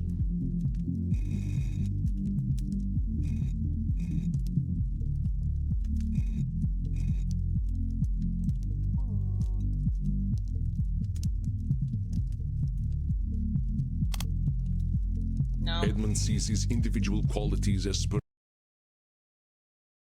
think it's personalization again. Now hold your horses there, fella. You're reading a little too much into the whole Wikipedia thing. There's 1.5 million reasons why people might be looking you up. I mean, I hear tell the biggest Wikipedia page out there is the one for that coronavirus that got all them mortals all worked up. And I'm pretty sure they don't want that coming back. Oh yeah, because this was developed during the time of the coronavirus when it was like at the peak. It's still hilarious. And thus dost thou scuttle a burgeoning friendship with the cannons of enmity. Why dost you challenge me so? That's my job, compadre. Ain't we had some good breakthroughs today? We couldn't have gotten there if I'd been busy agreeing with everything you said. Oh, very well. But I still say you are most vexatious. I've been called worse. I think we got some homework for you, though, right? You're gonna film yourself and do some acting for its own sake. We'll check back in a few weeks. But Eddie, I think you're doing great. We made a lot of progress today. Yeah, we did. Naturally. The human condition is my oeuvre. Nevertheless, you have been a competent guide. You have reminded me of what is most important in unlife. Me. I should like to give you a gift. Oh, come on. You don't need to do nothing like that. Nonsense. It is meaningless to me, but it is beyond price We got for his you. autograph. It is my headshot, signed with my autograph. No, he did, there was a few that we didn't call him out on. A couple, but... Oh, thanks, Eddie. Cherish it always. If you help me to find my muse, then it is a gift even more precious. And I will find it ere we next meet. Of that, I promise you. Well, let's not put the pressure on, amigo. Just enjoy some acting. That's all I'm asking for. I'll see you in a few weeks then, okay? Verily, so it shall be. Godspeed then, boy. Thou shalt witness me new and on. Farewell. A job well done, Samuel. I was particularly impressed at the way you challenged Edmund on what acting means to him. Yeah, he's a weird fella, but I think he's gonna do okay. It can be hard for our kind to retain our intrinsic motivation. Something must keep him going. I do hope that he will find his. But you, Samuel, must rest. The work you have done in these past 2 months deserves to be celebrated, so do not linger here in this dusty room. Perhaps you can even be encouraged to dance. I think I'm gonna need a lot more therapy myself to get to that point. Very well, Samuel. Then let us at least make sure you get well nourished. Find a friendly neck downstairs, my friend. You deserve it. And rest in peace.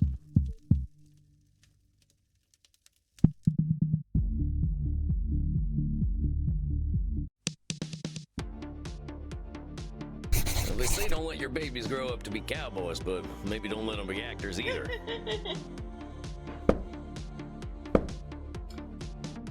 Edmund's tied his whole identity to the stage because the stage saved him from the streets when he was a kid. Obsessed with the audience that qualifies as positive of any other actors. Definitely suffered abuse as a kid. Still thinking the same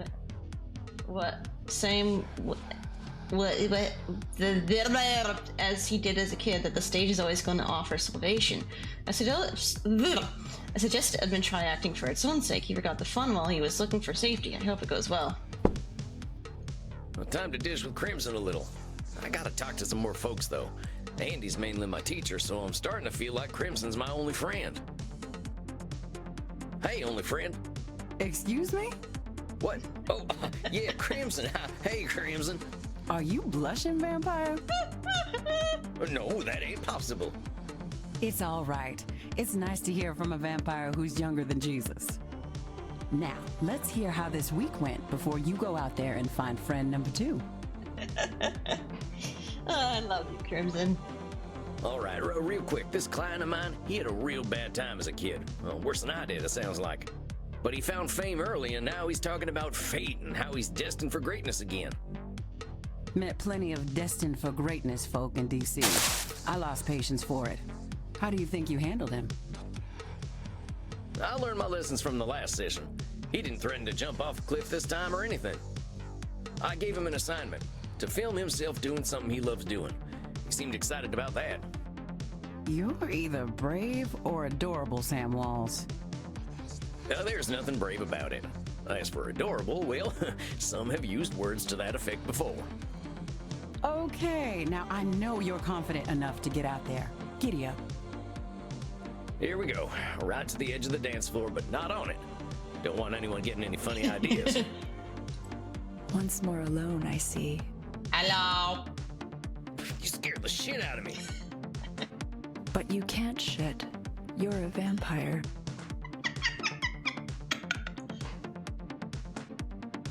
Know that I see much, vampire, and that I like what I see. Oh, it's her again. Well, I was hoping to find a mortal friend, or at least a willing Nick. Now, what do mortals at this time talk about?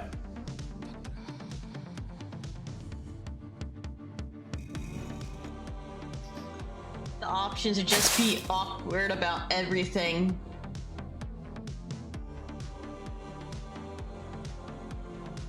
Music is banging.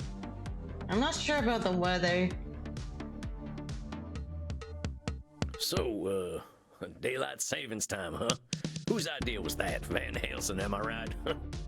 I like daylight savings. I can see things more clearly in the daylight. But I can also see how this policy is inconsiderate to vampires. Yeah. I'm sorry, vampire. I see how this could be an inconvenience. You see a lot, don't you? I mean, look at all her eyes. Why don't you tell me what you see? I see an interesting mortal. Someone observant. Someone who isn't afraid to have their own style. That is what you observe. It is not what you see. Well, fine. You tell me what I see. You see the long vein across my throat. It looks very juicy, doesn't it? Well, now that you mention it, it does. Then consent is given. Do not hesitate, vampire.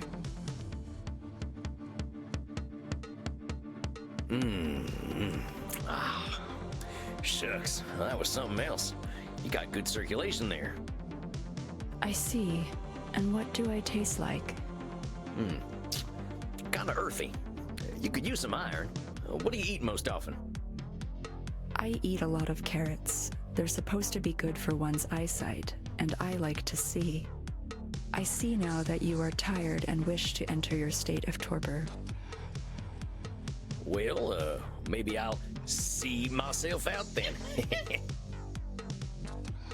She didn't like that. That's offensive. I'm going to leave now. Oh, Jesus. Shoot, was it something I said? Well, at least I got a full belly. And now, time for some shut-eye. All he did was make a pun and she took so much offense to it.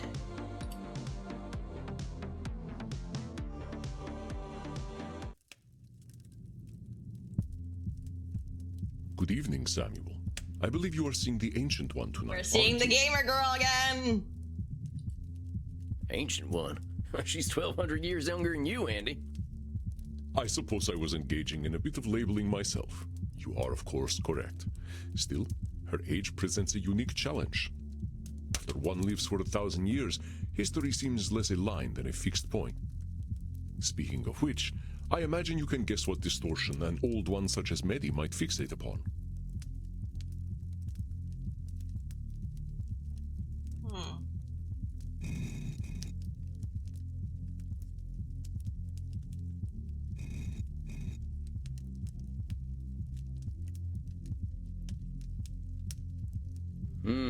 It's gotta be overgeneralization.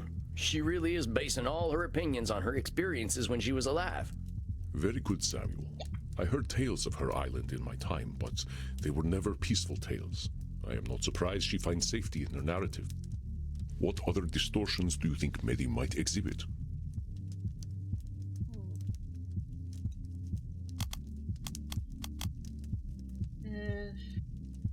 She had a lot of control fallacy and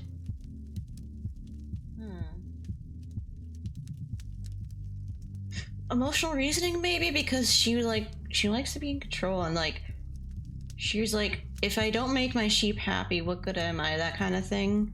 Though that would be personalization.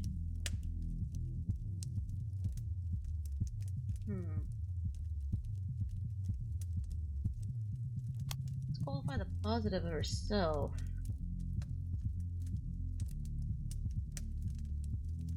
Maybe let's not do some.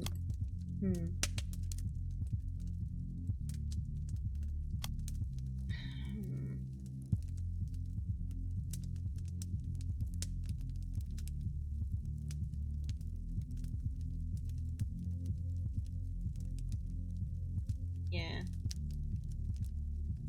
Control fallacy. Maybe not emotional reasoning. Huh.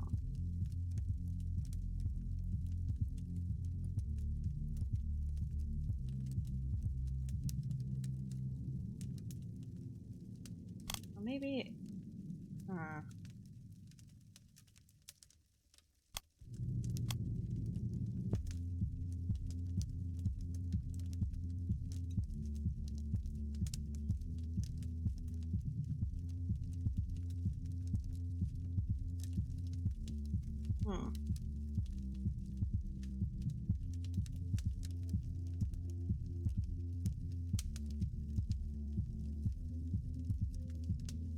Think black and white thinking. Let's go with these. Yeah! Spooky Mindset! I'm Jekyll Moon now. Good to go, boss. Then I will leave you to it. Good luck, my friend. Hello again, strange cowboy man. It's good to see you again, Mitty. How's the past month been for you? I went for a walk, just like you suggested. Didn't like it very much. Oh, well, I'm sorry to hear that. What was so unpleasant about it? It's very loud outside, and dirty, and smelly. Everywhere I walked, it smelled like mortal food, which is disgusting. They knew how good it felt to drink blood. Maybe they would not eat so much of this pizza food. Right now I want pizza. There's so many cars, too. I don't like cars.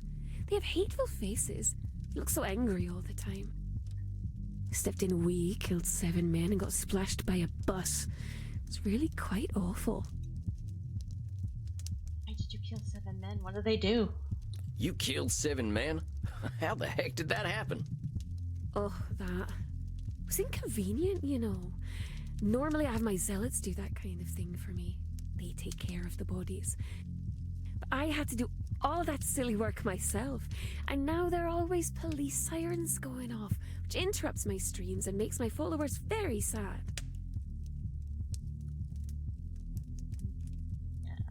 Why did that all happen? Because they found the bodies everywhere, silly. I don't know what to do with my rubbish. I meant why the killing?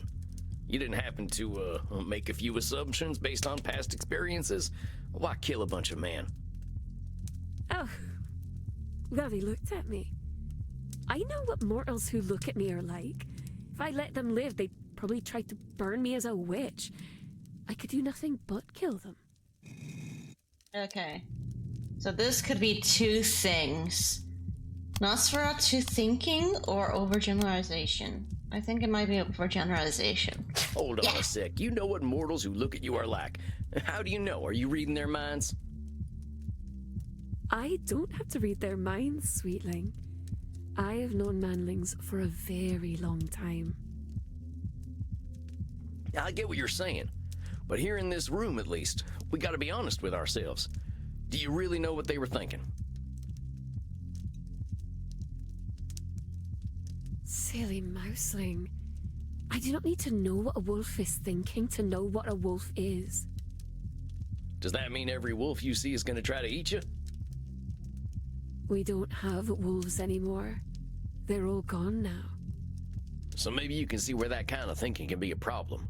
It was scared people who killed all them wolves, right? We still have wolves. I mean, Japan doesn't have any wolves because they did kill off all their wolves. Now I know that thinking doesn't come from nowhere. Old as you are, I'm sure you've seen some real awful stuff. That's right. Haven't killed you, though. You are kind, little mouse. Well, let's lay off the mouse stuff a little. I'm sorry. I don't wish for you to scurry away into a little hole. Do you want to hear why I feel the way I do? I would appreciate it greatly, miss. Let me tell you about men from my time, then. Let's start with me, Da. What tragic backstory time? My father sold me and my mother to a chief of a rival clan for a golden necklace. That is just horrifying. Oh, don't fuss, sweetling. It was the most beautiful golden necklace. At least 2 girls' worth. My father got quite a deal, really. Thanks. You're using humor, but I'm sure that must have been heartbreaking for you. It was common at the time. I suppose I should have been glad to be the possession of an old chief. Yeah, I missed this I one. knew girls who did as they were told. They would have been thrilled to have been the concubine of a powerful chief. But, oh, he was so old. Cormac O'Neill, the oldest man I had ever seen. I remember thinking, where is his face? Because I could not see it under all his disgusting wrinkles. How old was the guy? 38.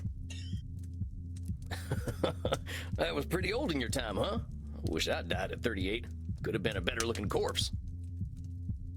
Well, he left an awful looking corpse. His face was all...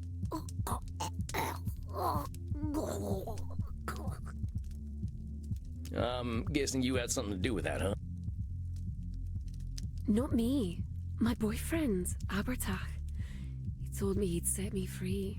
I suppose he did. He created a delightful poison for me. He said it would make my dear master die in excruciating pain. So, one night I lay with him, and that means I did sex, and when he was pleased, I fed him the poison mead. Abby did what I couldn't, and the old fool finally died.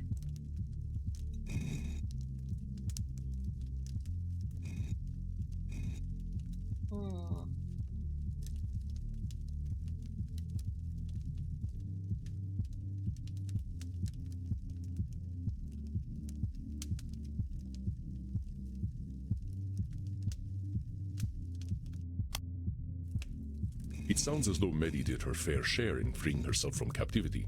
It must... Maybe it's disqualifying the positive. You're saying your boyfriend killed your husband, but it sounds to me like you did the real work.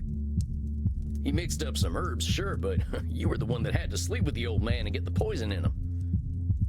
Abby made sure I knew it was because of him that I was free. He said it could never have happened without him. He didn't have to be brave to mix up a potion. I think the bravery was all you, Medi. Don't disqualify the idea that the person who set you free was you.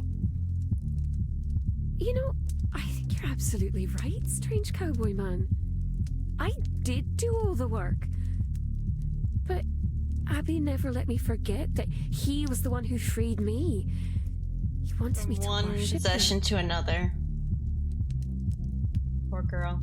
A fella who demands to be worshipped is always going to be a dangerous man. Dangerous men have always been drawn to me. Must be something about the way I am. Now don't go blaming yourself for bad men being bad. I'm sure you'd rather be left alone. Well, that's what I thought, but it seems I am a temptress. That's what the churchmen say. Look, you deserve to be yourself. If people are giving you the wrong kind of attention, that ain't your fault, it's theirs. Heck, I think they should be in the chair you're sitting in right now. Probably try to sniff it. Repellent little blood bags. No kink shaming, of course. So what happened after you killed Cormac? The Neil clan came after me and Abby. They found him, took their swords and went, stab, stab, stabby, stabby, stab, stab, stab. But Abby just laughed. That's how I found out he was undead already. Gave me the willies. When they couldn't kill Abby, they decided to kill me instead. And that made him very upset indeed, because I belonged to him. Her boyfriend is her blood father. That must have been terrifying. I suppose. Mostly hurt. Lots and lots. Getting stabbed isn't much fun when you're immortal. I ain't too fond of it as a vampire neither. Abby fed me his blood, though, and then I became like him. When I woke up, I knew it. The Neil clan who tried to kill us were all properly dead. He's the guy that's sealed and away and plans on killing everybody. Well, almost dead. They still had a lot of blood left, and I was hungry. The Neil clan was ever so cross, though. They captured Abby and sealed him in a tomb with some forgotten spells. He's still there, as far as I know. What happened to you? I didn't have a future with my tribe. I insulted both my clan and Cormac's clan by killing their chief. My only choice was to be alone. That's the wisest choice.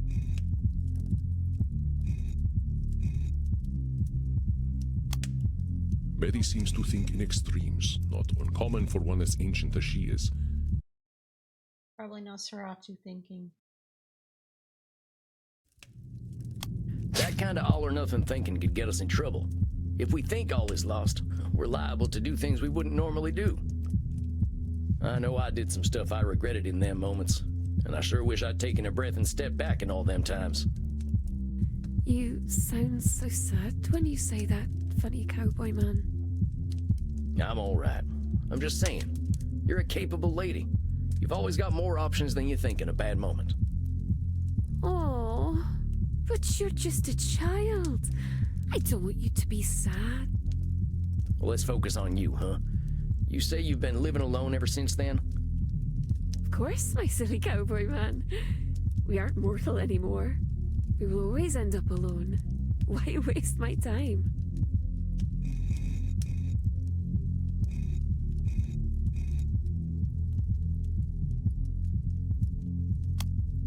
No. Again, many deals in extremes. Long life This might often makes one. be Nosferatu thinking again. Come on, Mitty. You're distorting a lot of reality there. All vampires ain't lonely. Some of us choose to be, but not all of us. Sure, mortals have a habit of dying, but there will always be more of them.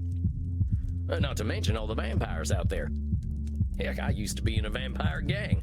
A cult. Well, kind of both. They weren't good company, but they certainly weren't lonely. I mean, ain't we talking? Well, there's loads of vampires out there who think like you do, and they're fulfilling their own prophecies of loneliness. You're being a mean little mouse now, and I don't like it very much. Maybe I should have killed you after all. I'm trying to help you, Mitty. The world's changed a lot in the last 1800 years. A lot of it bad, but a lot of it good too. By and large, most people ain't burning witches and selling their daughters. That sort of thing's frowned upon by mortals these days. There are laws out there to protect folks now. It ain't like in old times. May I tell you a story, little mouse? All right, tell me a story. Once upon a time, there was a very pretty young lady. Pretty, but also crazy, like me. The pretty young lady Mary had moved in with her cousin, Mrs. Hultridge. At first, they got along quite well. But one day, Mary started acting naughty. She would shout, act unladylike, and even say that Jesus Christ wasn't very special. Mrs. Hultridge liked Jesus Christ very much and wanted Mary to like him too. When she didn't, this embarrassed Mrs. Hultridge. She began to think something was wrong with Mary. After all, who didn't like Jesus Christ? Mrs. Hultridge said that Mary had begun to vomit up pins and buttons, nails, glass, and bits of wool. Instead of being grateful for the free gifts Mary was vomiting up, Mrs. Hultridge said that she had been attacked by 8 witches in spectral form.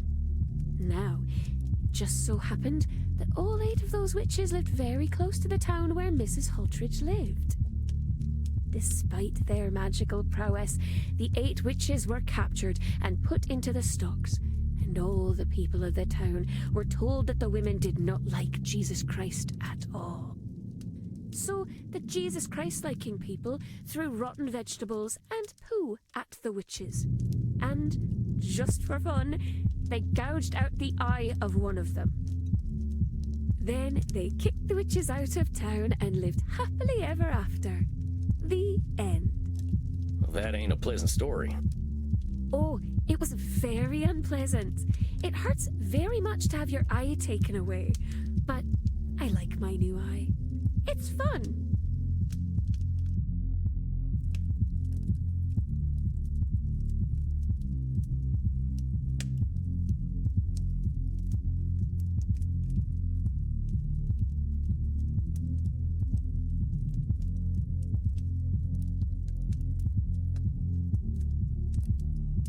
Prosthetic.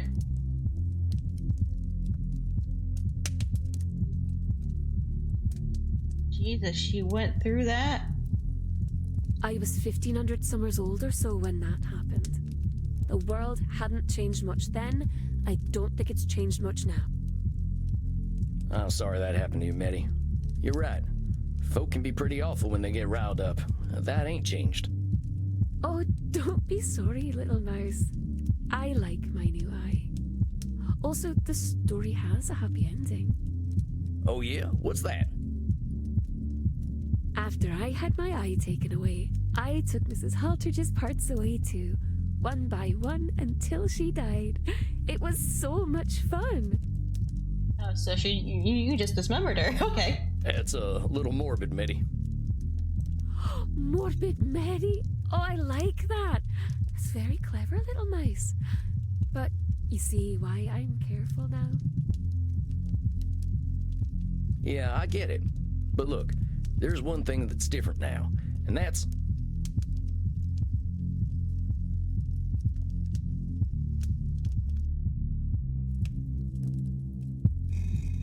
I think one of these is an achievement, is if we say we believe in democracy. I don't really. Liberal democracy has fixed everything now. Oh, I don't follow temporal news. How has it fixed everything? Well, we got elections and, free market capitalism, Do those fix things? Actually, you know what? I was thinking of something else. There we go, true believer. Had faith in modern political system.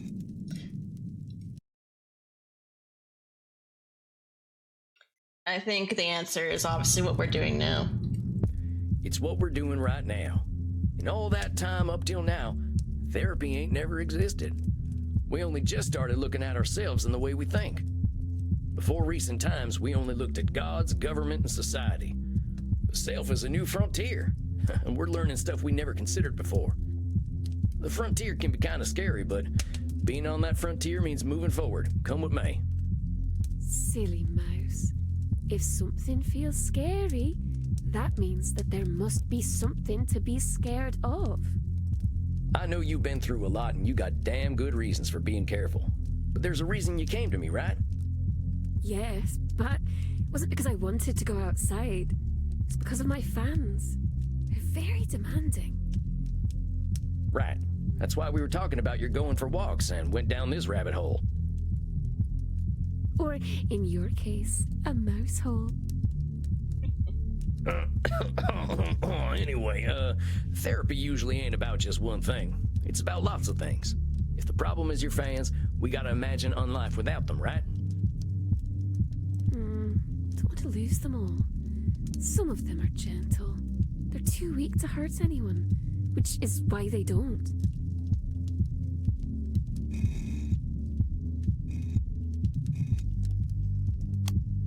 No. Beneath her smile, Meddy has a darker view of humanity than most. I think it's over generalization? Or,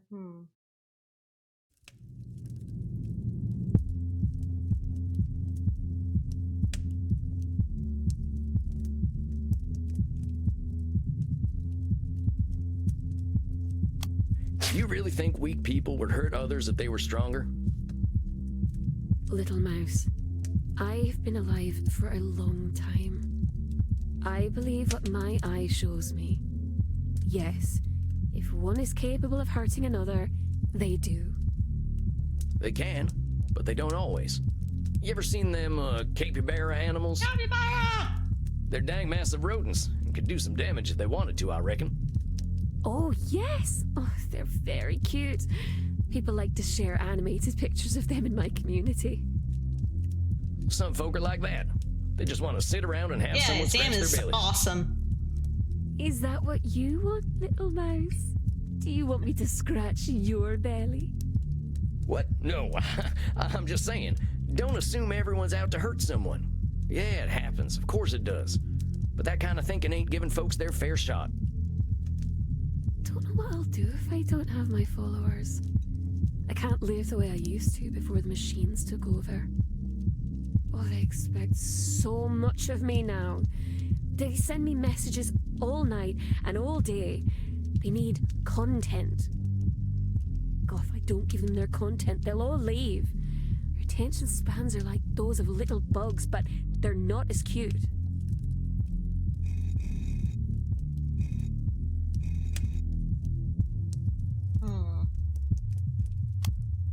Maddie has millions of followers, yet she expects the same of... Overgeneralization, I believe. Okay, I think we need to talk about moderation. Well, she's 1,800 years old and he's like only 300, so he's a baby vampire to her. And this is how she also treats her followers, because they're those kinds of simps with the kink of being dominated by a woman. Oh, I already have moderators. So nice. Any major content creator has to have them. I don't know what that stuff means. I'm talking about moderation in your thinking. What if you gave your fans only what you felt comfortable giving? Doesn't matter what I want, silly mouse. They just want me to overreact to video games.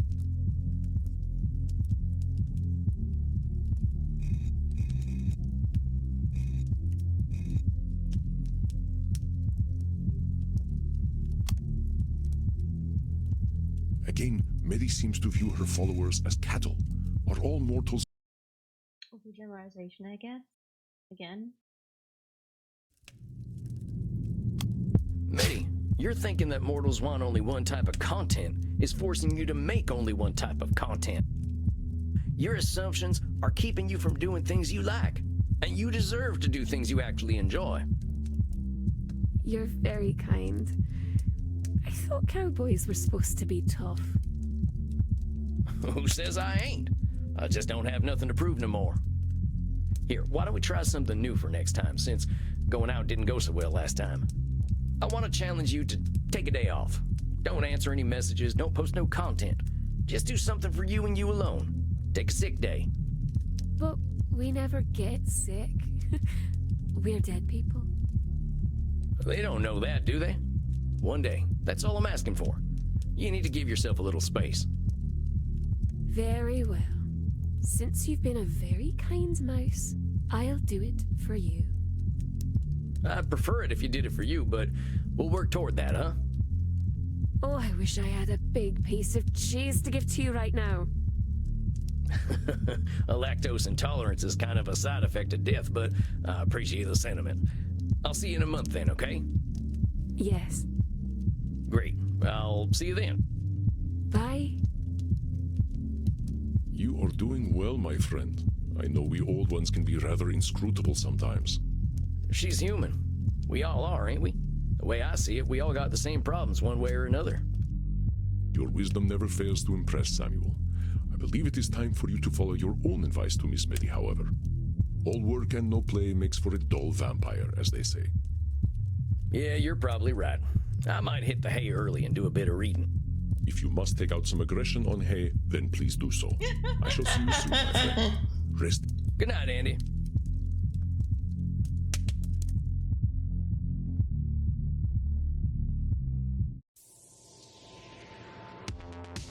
Dang, I wonder how I'll feel about humanity when I'm 1800. She does, because she's... Heck, I wonder whether there'll even be a planet.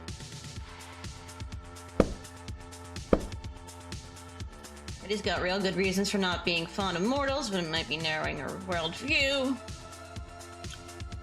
Real bad history was sold to a rival warlord and killed by a wizard. I guess wizards are real now? Abandoned by her clan after she killed her new husband and became a vampire. Was pillared as a witch in the 1700s and had her eye removed. She thinks it's pretty funny. Sounds disgusted by her followers. I'll try to encourage Maddie to do more things she likes for her own sake and get outside more. Oh, did he update the journal at all?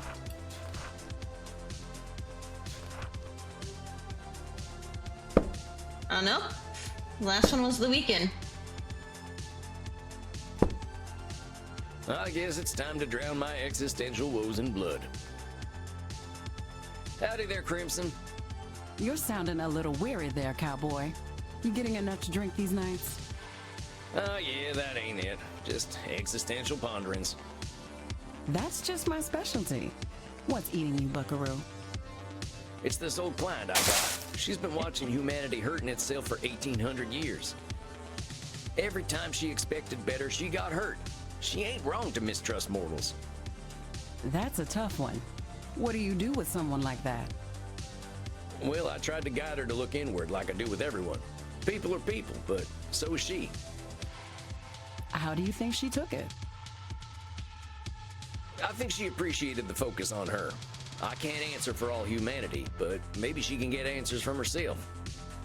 I think you could stand to listen to yourself, Ranchero.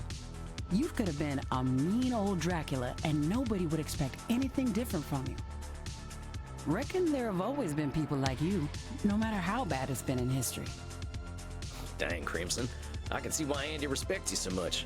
You done some living, sounds like. Death at the door can put things into perspective. I get where your client is coming from. Changing the world isn't gonna happen, but we can at least change ourselves.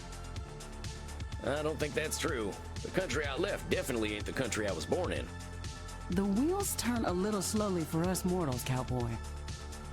Back in D.C., I was trying to push policy to do something about our poverty problem, but the kind gentlemen across the street were pretty happy to make things worse. When I got my cancer diagnosis, that was my wake-up call to stop getting disappointed and start living with the little amount of time I had left. Working at a bar is more rewarding than being a member of the bar, huh? Not bad, cowboy. It's got its charms. Here, I whipped up something special for you. It's more than blood herbal tea. That ain't half bad. Got a refreshing taste. Rose hips. Just a little something extra. Been experimenting with some herbals for Andy. Guess old dogs like us can still learn new tricks. Thanks, Crimson. I think I'll hit the... You hit that hay, Desperado. I'll see you later. Got a lot on my mind tonight. I think I need some rest. Now, what should I do to relax?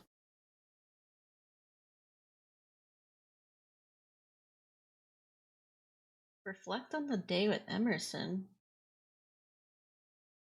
Who's that? I don't want to do both options. I always pick up a little extra perspective from Ralphie Waldo. Emerson, that is. Let's see if I can find it's a a good book. passage. Never mind.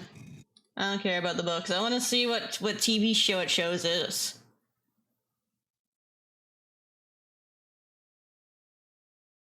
I sure am grateful that Andy has some classic cinema to watch. More Stooges! Yeah!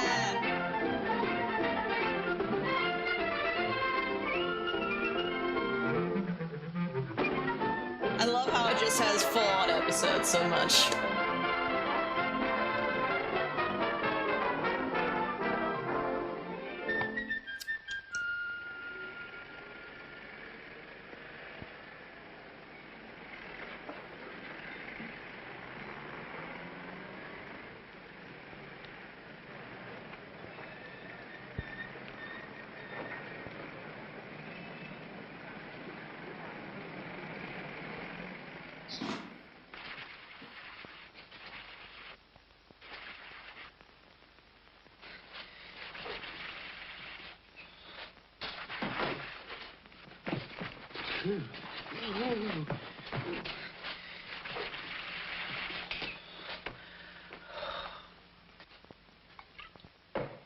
That is the toughest spot I ever tackled. Only beat me.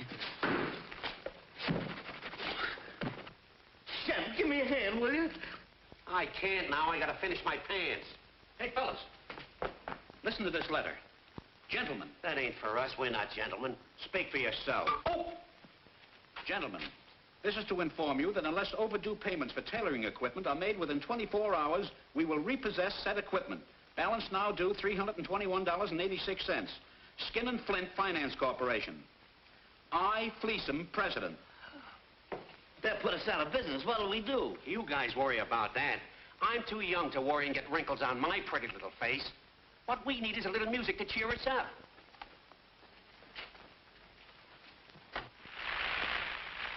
News flashes. Police are frantically scouring the town in search of Terry Slippery-Fingered Hargan. Hargan has robbed his 18th consecutive safe in 9 days. A large reward is offered for his capture. Does your car have indigestion? Does it burp in the morning? Try No Burpoline, the only gasoline containing bicarbonate of soda. Hey, Mo, Why don't we capture Hagen and collect the reward, then we can pay our bills? Oh, it's as simple as all that. Hagen is going to walk right in here and let you capture him. You're nuts. We're going to be paupers. Paupers. Are you kidding? We're not even married. Why don't you be quiet? Oh, Think. I mean, how many games or visual novels do you know puts actual Well, full anyway, I got episodes of this the far Three out. Stooges in it? Of course we're gonna be invested. oh boy. Amaya Sap. I can't think when I'm hungry.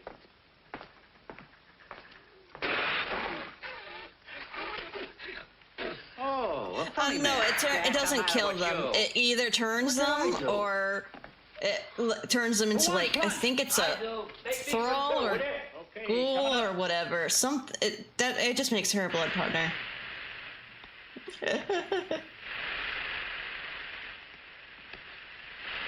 Are they making pancakes on the...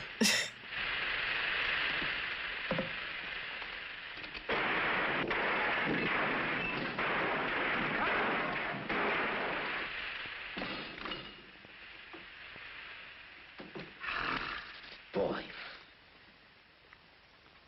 Yeah, I don't understand why they called it a ghoul masquerade, because a ghoul is like basically a corpse possessed by a ghost that eats other corpses.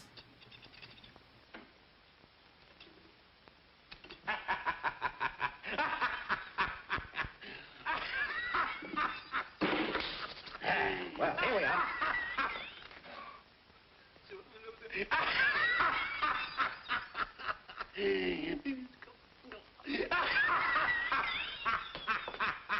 What are you stalling around for? Oh. You know you got a rush order to get out? Get Mr. Grant's pants and hand press them. All right, but where are they? I pinned them up in the shade. What'd you do with them? I didn't touch him. Uh-oh.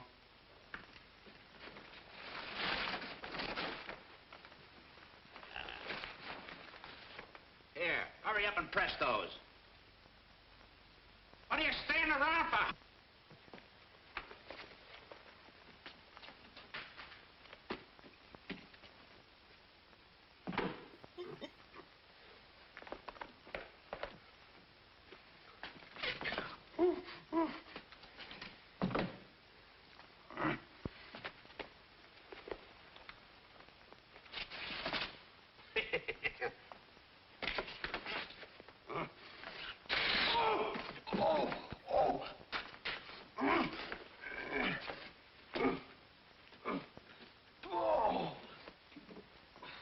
Trying to do the laundry like.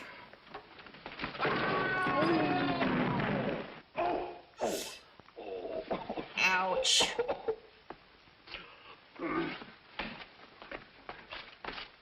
You double-crosser. Oh.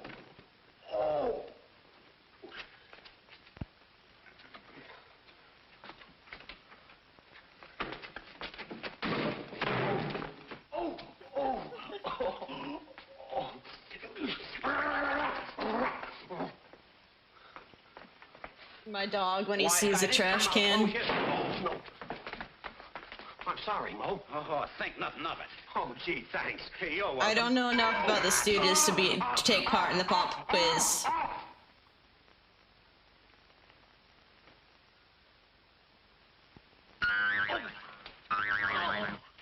What's the idea? I'm sorry you stepped into me.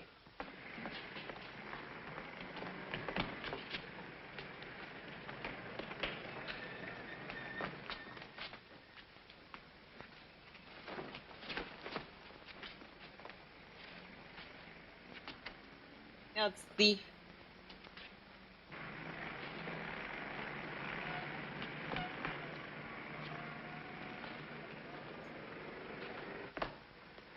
Hey, fellas! A customer. Say, have you seen... Yes, sir. Don't worry. You've really come to the right place. You bet. This is the store where your dollars have more sense. Say, we've got the very sport coat you're looking for. I don't want a coat. But listen, mister, we're going to give you a bargain. Where did you ever get this mess? I bought it here. Oh, what a beautiful masterpiece. Here. Isn't it a beauty? Genuine import. surfboard. Smell the ocean. And it's 200% wool. 200%? Yeah, these sheep led a double life. Yes, sir. Now, just throw 'em right in there. I don't... Right. Will you... There you are. I don't want a coat. I don't want a coat. I don't want a coat! Oh, he don't want a coat. What he wants is a pair of our slick slacks. Why don't you tell me the man wants slacks? Get him slacks. Go ahead. I don't want any... All right, look. Now, look, Bud. In this store, the customer's always right.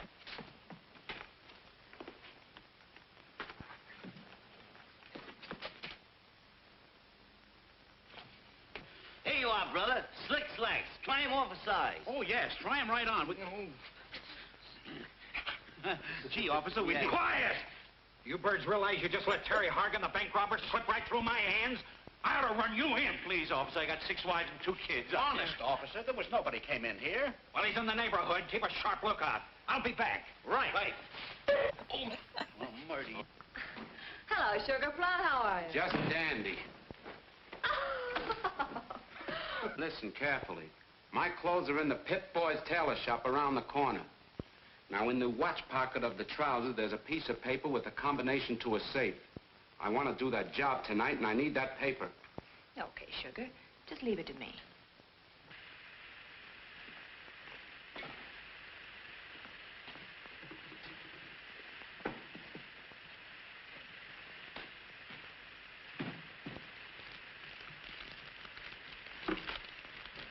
Hey, fellas. Look what I found in the pocket of these pants. LRL. 1, 1, 2. Hey. L1, R1. Left one, right one. This is the combination to a safe.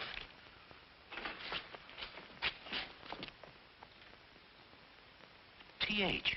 I wonder what that means. Teddy Roosevelt? You're wrong, quiz kid. T.H. I got it. What? Thomas Edison. Why don't you dumbbell stop? Terry Hargan, he was here. The bank robber was here. You're crazy. Those clothes came off one of the dummies.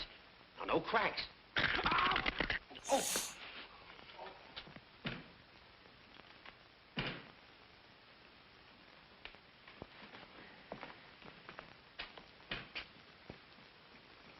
Oh, no. Hiya, fellas. Is my coat altered? Just finished. Oh, fine. Try it on. Yeah. Wait a minute. Here, brush them off. Oh, no. Sleeves 31 inches. How's That's right, 31. Who made that hat? My mother. I thought so. There you are. You're all set. Right. Well, see you on payday. Right.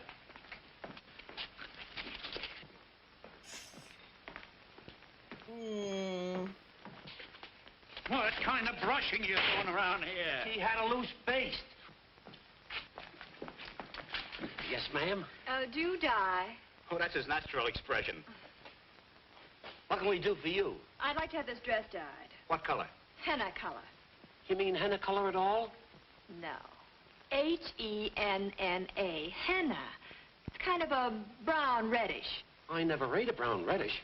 I'm also interested in a sport coat and a pair of slacks for my brother. There's exactly what I want. Oh, yes, you have it. Tegel gabardine. How much would that be? 42? 89. You better add that up.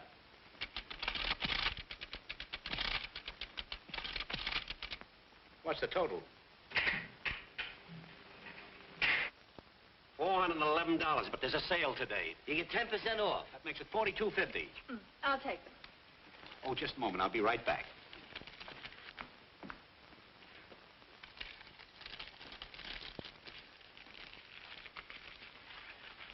Oh. They're gonna try to rob instead. Oh, yellow, turnip, blue, cucumbers, anything at all. Go ahead. There we are.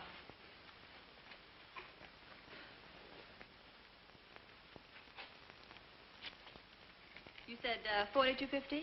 Yeah. 100, 200, 300, 450. There you are. Keep the change. Thanks. Aren't we the saps? We had a fortune in our hand and let it slide through. I'm going to search all the clothes. Me too. 400, 100.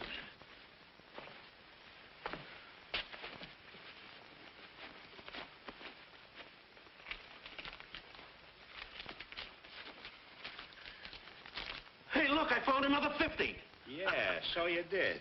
Why? Hey, leave him alone. Hiya, fellas. My wife is just crazy about the way you fixed this coat. She wants you to make me a pair of pants to match.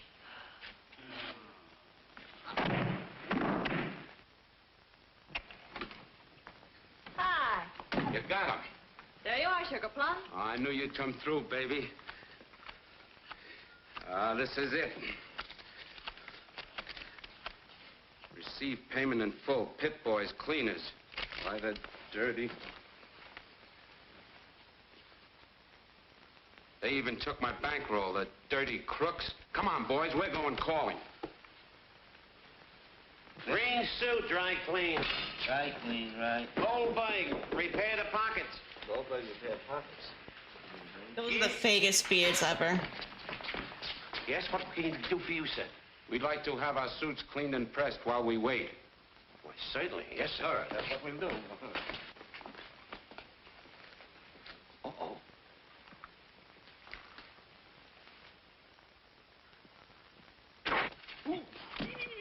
All right, Bub. Where that piece of paper was in my pants pocket. You mean the one with the numbers on it? That's it, that's it. And the letters LRLRLRO? Yes, yes. Where is it? I never saw it. Oh, a wise guy. Okay, fellas, make them talk. Oh, no. Get him. Now, take it easy.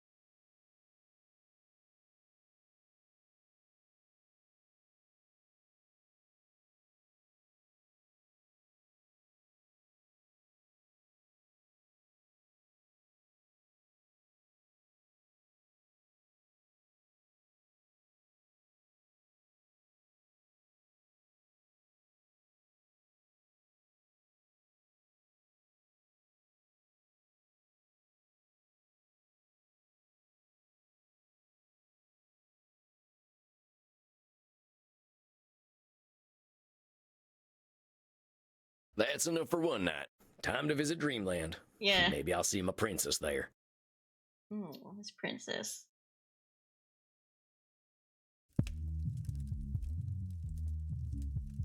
Samuel, my dear, I do look forward to our chats. How are you feeling tonight? I gotta confess, boss, I'm a little down. I love helping other vampires, but getting therapy myself sometimes ain't much fun. I understand. Looking in the mirror is difficult for any human, much more so when they don't cast a reflection. You ain't kidding. It just seems like there's always work to do, you know? Like my walking in the woods for 90 years wasn't nearly enough time. I dare say you are correct. I believe that we must never cease our walking in the woods. There is no mystery deeper than that of our own existence. Where do vampires come from anyway? Well, Samuel, when two vampires love each other very much... Come on, boss, that's not what I'm asking. Where do we come from? The answer to that is much older than recorded history, my friend. But let us focus on you. We should start with some meditation and determine what thoughts are most important to you right now. Close your eyes and envision your place of comfort. Alright, let's see if I can get it this time. I ain't good at being a therapist. Is my hat weird? Ich bin Sam. Ich bin ein cool man. Election looks real bad back home. Dr. Drain thinks I'm brain damaged. Why'd my mama have to marry that asshole? When's the sunrise? The Senora hates my guts. No, she likes you now. I wish you were still here, Jeb. Actors need help, that's for dang sure. Wish I had more book smarts. Bet he scares the heck out of me.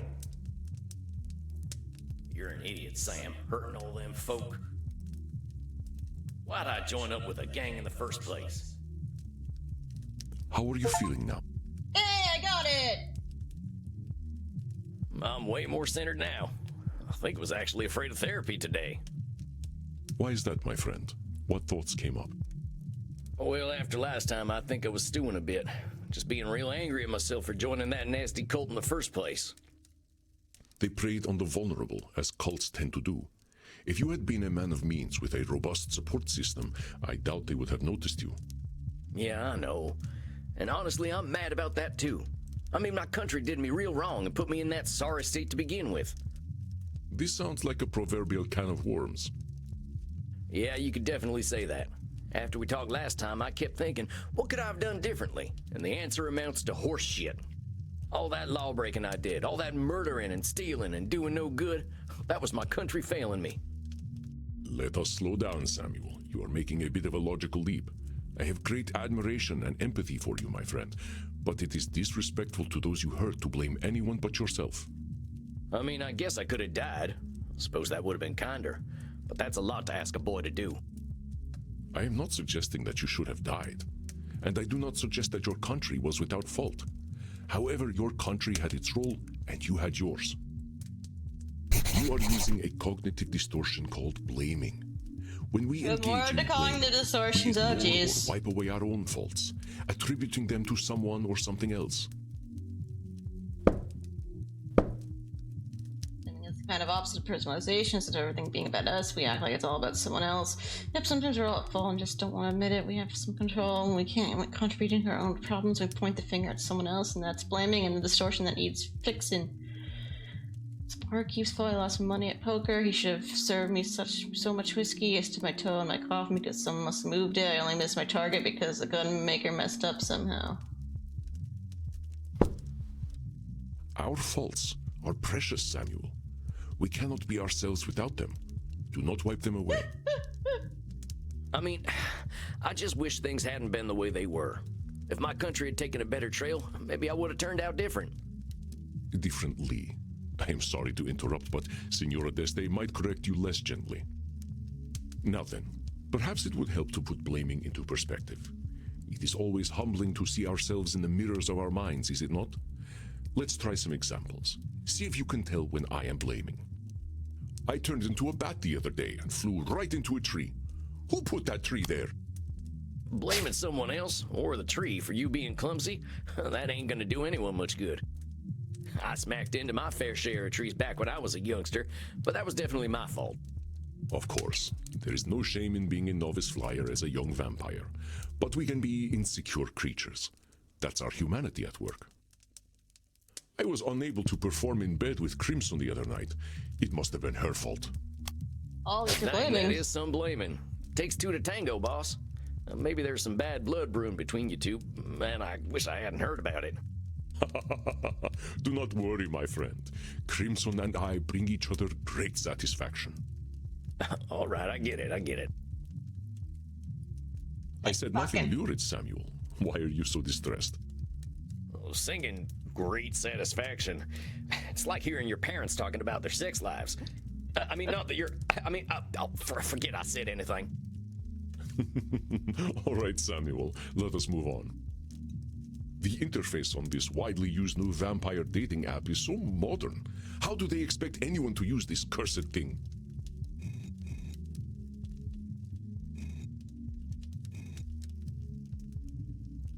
I don't think this one counts as blaming. Did you see the football game the other night? My preferred team played with great skill and should have won. The referee was clearly an agent of the Dark Lord. And now hold on, Andy. I think I saw the game you're talking about, and you're just blaming the ref for your team's mistakes. You got a great tight end, but one that plays a little dirty. Excuse me? I didn't mean it like that. Oh, heck, I can't talk right today. It's quite all right. Isn't getting dirty the point of play? It is the fault of the cursed sun that we must live in darkness. Well, the sun can't help being the sun, so don't go blaming it. The way I see it, we got our place, and that ain't nobody's fault. Well done, Samuel. Perhaps the sun is even more brilliant in our memories, and seeing the real thing would spoil it. Well, that's one way of thinking about it. There are some blaming distortions you missed in there, my friend. Everyone was blaming? I turned into a bat the other day and flew right into a tree. Who put that tree there? Blaming someone else? I smacked. Of course. I was unable to perform in bed with... All right. I said nothing lurid, Samuel. Singing. The interface on this widely... Come on now, boss. Not every app out there is designed too good, but we can't expect machines to run themselves. Well, that's some blaming right there. You are correct, Samuel. It was only hypothetical, of course. I do endeavor to keep up with the times. By the way, thank you again for teaching me Control-V and Control-C the other night. What a delightful trick. Oh, yeah. Way faster than going through the edit menu all the time. You youngsters always find the latest tricks. Let's keep going, though. I think I get it. I ain't trying to erase what I did. I'm just bitter that I felt like I had no choice at all. And it all goes back to the United States taking my daddy away for their manifest destiny. I'm mad at him, too. Dying for his country. What kind of nonsense is that? How'd his country pay him back? By making my poor ma marry a drunk who beat the daylights out of her and his kids? Ain't no damn wonder I turned out the way I did. That must have been devastating, Samuel. Countries are not human. They cannot feel. And stories such as yours prove it. I mean, what the hell, Andy? My daddy's corpse didn't give a shit about no United States of America. It's kind of funny when you think about it. He died fighting the British so the U.S. could say they own Missouri. Who the fuck cares? I'm telling you, Andy, the best thing about being dead is realizing how little that nationalism crap matters. Desire for identity can create monsters worse than we. What happened after your father died? Well, we didn't have nothing. The money was running out, so my ma got married to a hard man who drank even harder.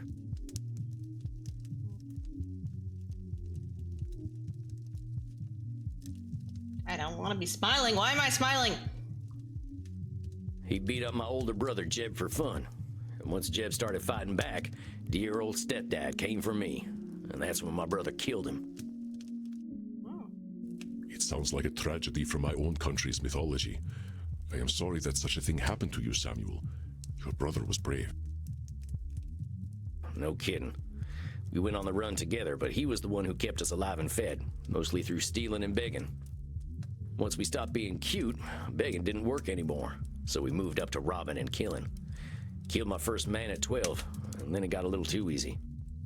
That is young. I cannot imagine how difficult that must have been, Samuel. My country asked me to kill at 20, and I still remember how devastating it felt. Yeah, well, nobody told me to do it. Like you said, that was all me. I don't think anyone was surprised either. When my brother and I rode into a town, you should have seen the way people looked at us. They knew we were trouble, and we were determined as hell to prove them right.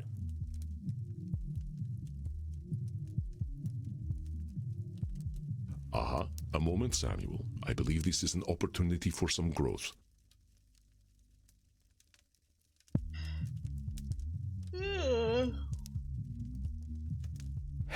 It's them distortions again, huh? To err is human, as they say. Do not be discouraged. There is something in what you just said that you cannot be sure of. Can you tell me what it is?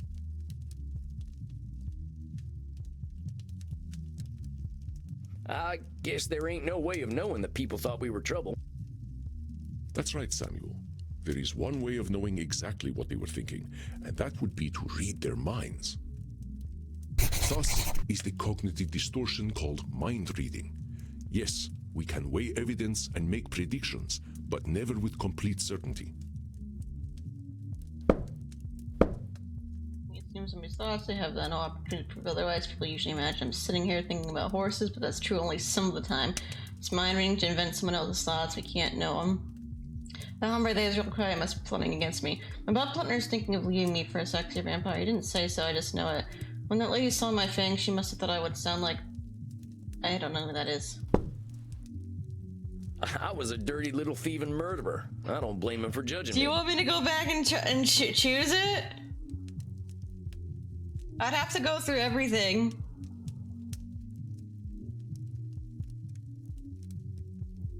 Okay, hold on.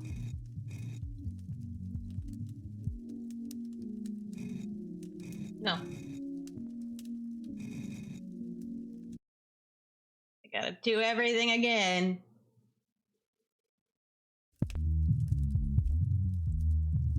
Come on now, Bob. You are correct. By the way. Oh, yeah. Did you see the football game? And now, it's quite. It is the fault of the curtain. The way. Well, that's what I think it all made it. But that must. I mean, what? Design. Well, he beat up. It's some. No. What's that he? Yeah. Well, my bro. To err is human, as they say. Do not be discouraged. There is something in what you just said that you cannot be sure of. Can you tell me what it is? Is it that I stopped being cute? Well, yes, that is certainly a distortion. My patrons have told me they find you adorable. But I was looking for a different distortion.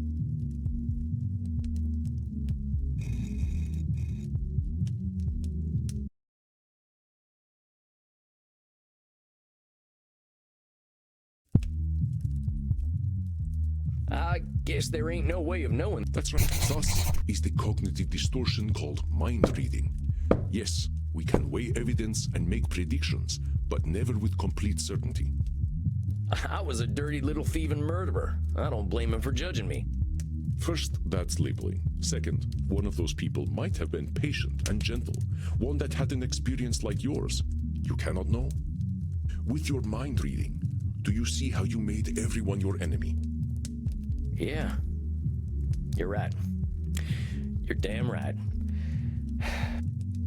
No one expects a child to be perfectly aware of themselves and the world, Samuel.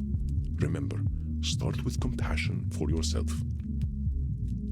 Here, let us do an exercise to help you recognize mind reading. That got cut off. Jesus Christ would have disliked the idea of anal intercourse.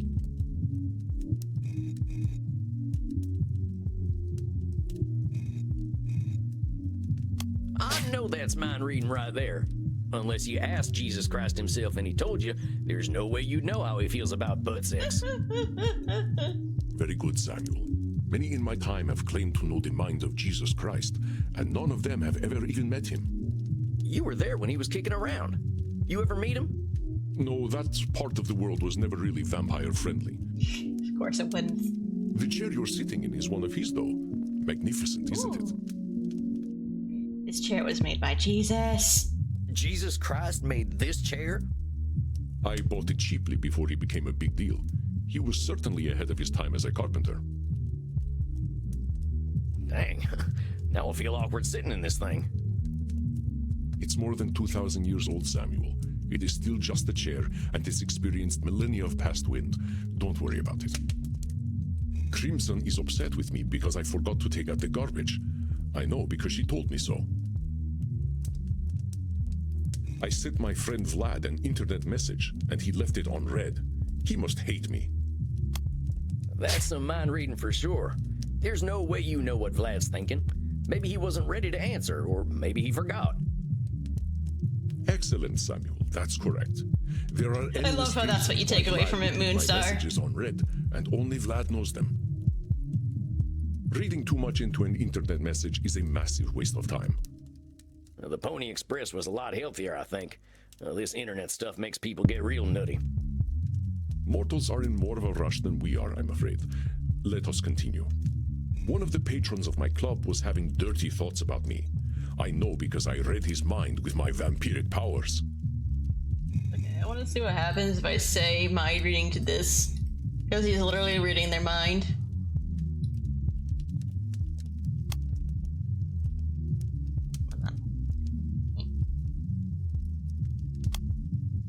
Wait just a sec. That's definitely mind reading. You read the fella's mind, so you knew what he was thinking. Aha! That was a trick example, Samuel.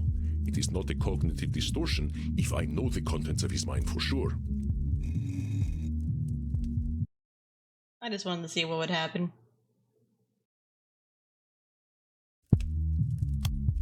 I told our bouncer Bert a funny joke the other day. He was quiet but very amused. You did not find all the instances of mind. Was that one also? Please listen closely. Jesus Christ would have disliked the idea. I know. Very good, Samuel. You were there when he was kicking around. You have no the chariot. Jesus. Dang. Now I feel awkward sitting in this. It's more than Crimson is upset with me because I forgot to take out the garbage. I know because she told me so. I sent my friend Vlad an reading the Pony Express. One of the patrons of my club was having. I told our bouncer Bert. How the heck would you know if Bert was amused by your jokes? That's clearly mind reading. You are correct, Samuel. No one knows what Bert is thinking. I like to think he dreams of butterflies, but who can say? I don't think he's thinking of butterflies. Then you are mind reading, Samuel. Let Bert be Bert. Yeah, I guess so. I believe you now understand that mind reading may have closed the door on some opportunities for you. I suppose. I can't really know either way, but I guess that's the point of all this. Knowing what's real and what's not. Exactly, Samuel. So tell me, what happened to you and your brother? You don't know already. I thought we were famous Wild West outlaws. They called us the Handsome Boys on account of the fact that we were young and good looking. I think we made as close to a living as possible while keeping up a life like that for some 35 years. They stopped calling us the Handsome Boys eventually. Mostly they just called us those two sumbitches. Jeb and I married a pair of sisters, even talked about settling down in some kind of fashion. I guess we got greedy though. One last big job, as they say in the pictures. And this is how we died. Met this fella in a saloon who'd heard of us. Went by Ernie. He said he'd help us take down the Pioneer Missouri Bank. A take of $30,000, split 3 ways.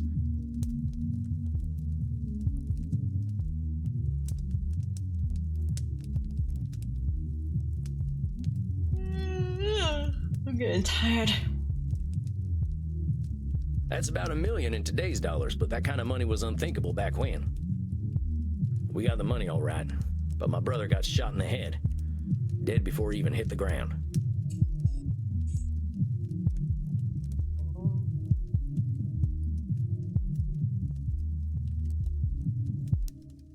I didn't know who did it, so in my rage, I killed every soul in that bank. Ernie and I ran off with that dirty money, but weren't nothing the same after that. Well, he said it's close to $1 million in today's dollars. Still though, yikes. Poor Jeb. When she heard the news, my sister-in-law was screaming so loud she scared the coyotes away. My wife left with her that night, and I didn't see either of them ever again. Not sure I wanted to. I had $15,000 and no interest in spending it. Just sat there in a sack. When Ernie invited me to join his gang, I saw no reason not to. I'm pretty sure I signed that devil's contract as soon as I started killing them folks in the bank. I am sorry, Samuel. That is a truly horrifying story. I can hear the pain in your voice. Your brother was precious to you. Yeah. He wasn't a good man, Andy. But he kept me safe. Without him, I knew I'd be doomed. I was certain I had no choice but to join the Mystic Bastards.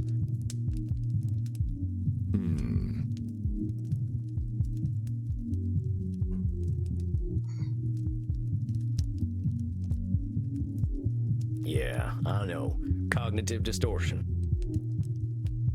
I know you know, Samuel. A new one, but I think you can identify it on your own. What is the cognitive distortion you are displaying now?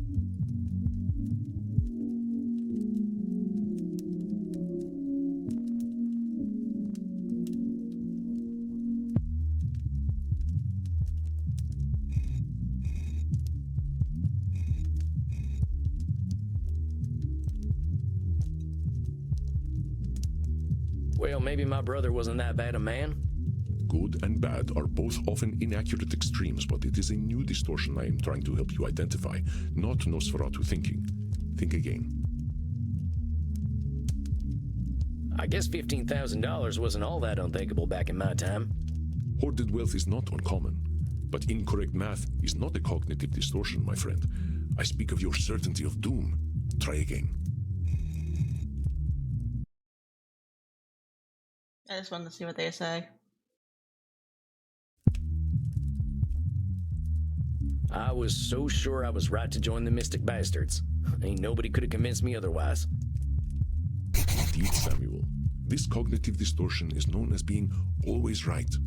And when you are always right, your choices are limited, even if they lead to doom. I'll get things wrong. Sometimes we all know up in the heat of the moment we might get so worked up we feel everything we say is correct. We might even double down on opinions or even reject opposition first thing. In these moments, all our beliefs feel like always right. Disagreements have nuance, and although we might get it a lot right, we're not always right. Example. The evidence is irrefutable. Bram Stoker was a vampire himself. I know the way through the canyon, no need to check the map, don't question me. Blending with mortals, I've done that for years. I know what I'm doing and don't need changing now.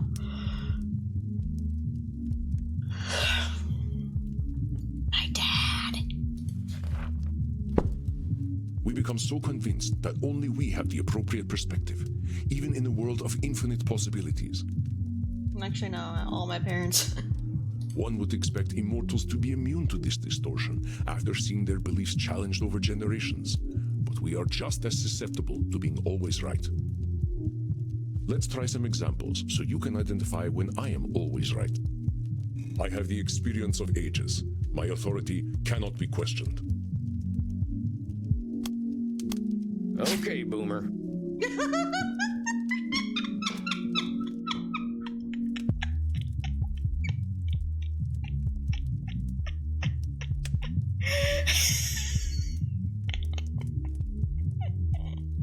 Oh, this is the model I forgot to fix the eyes on. Crap! I'll have to fix it later. Excuse me? Just something I hear the kids say when old mortal folk are acting like they're always right. The folks born after World War II are real good at destroying the world, but they assume age leads to wisdom. It ain't necessarily so. You are always right about that. Well done, Samuel. With my multi-generational economic expertise, I am confident that market conditions will result in mass layoffs in the next quarter.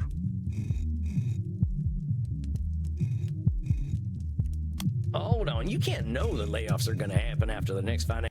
No.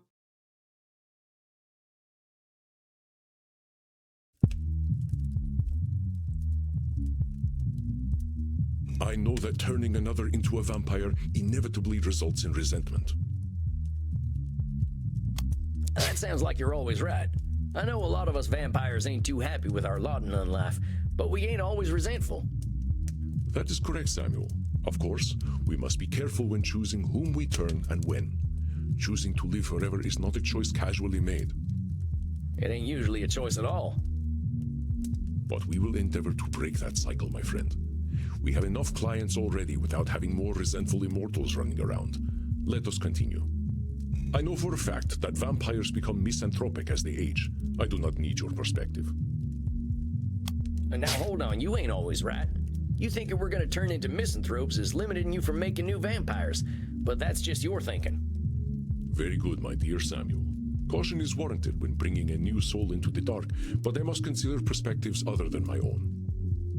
I have not had much good fortune with my children of darkness, but I am indeed not the only judge of character. You got kids, Andy? I had many dark children before I recognized the gravity inherent in doing so. I only wish more of my brethren could learn what a responsibility it is to begin the unlife of another. I know the internet is a passing fad. I have seen technology come and go, so I can trust my own expertise.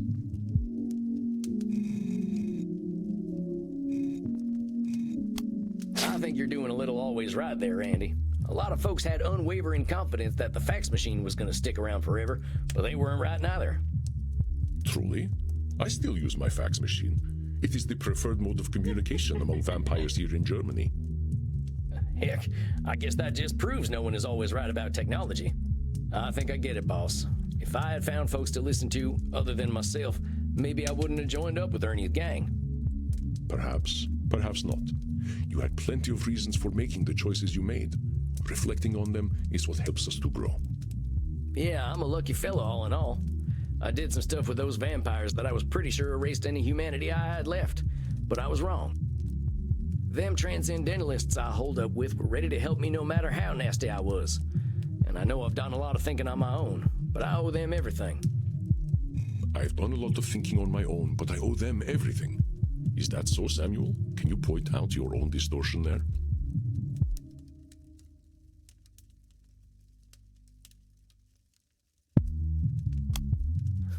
It's my old favorite sneaking up on me, disqualifying the positive. I did plenty of work on myself. That's right, Samuel. And why were the Transcendentalists able to help you? We just went over it tonight.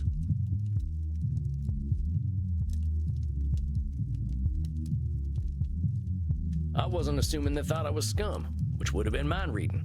I let them help me. Excellent, Samuel. Your capacity for self-reflection, and so quickly, is truly inspiring. I almost feel as though my blood is circulating on its own. Oh, come on, Andy. I'm just a fella. You have earned a reprieve from disqualifying the positive, my friend. Embrace it. I believe we have had a productive session today. Let us not press matters. This is difficult work, and you are handling it wonderfully. How do you feel? You know, I feel okay. Somehow it's better than feeling good. What happened is what happened.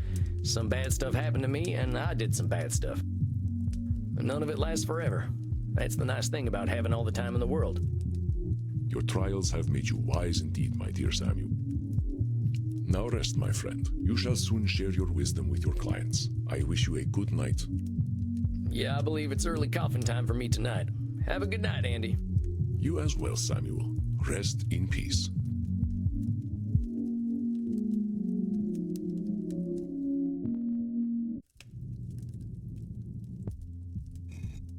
Samuel, greetings. You look a bit pale. May I offer you something to drink? Alright. I think this is a good point to call it for tonight.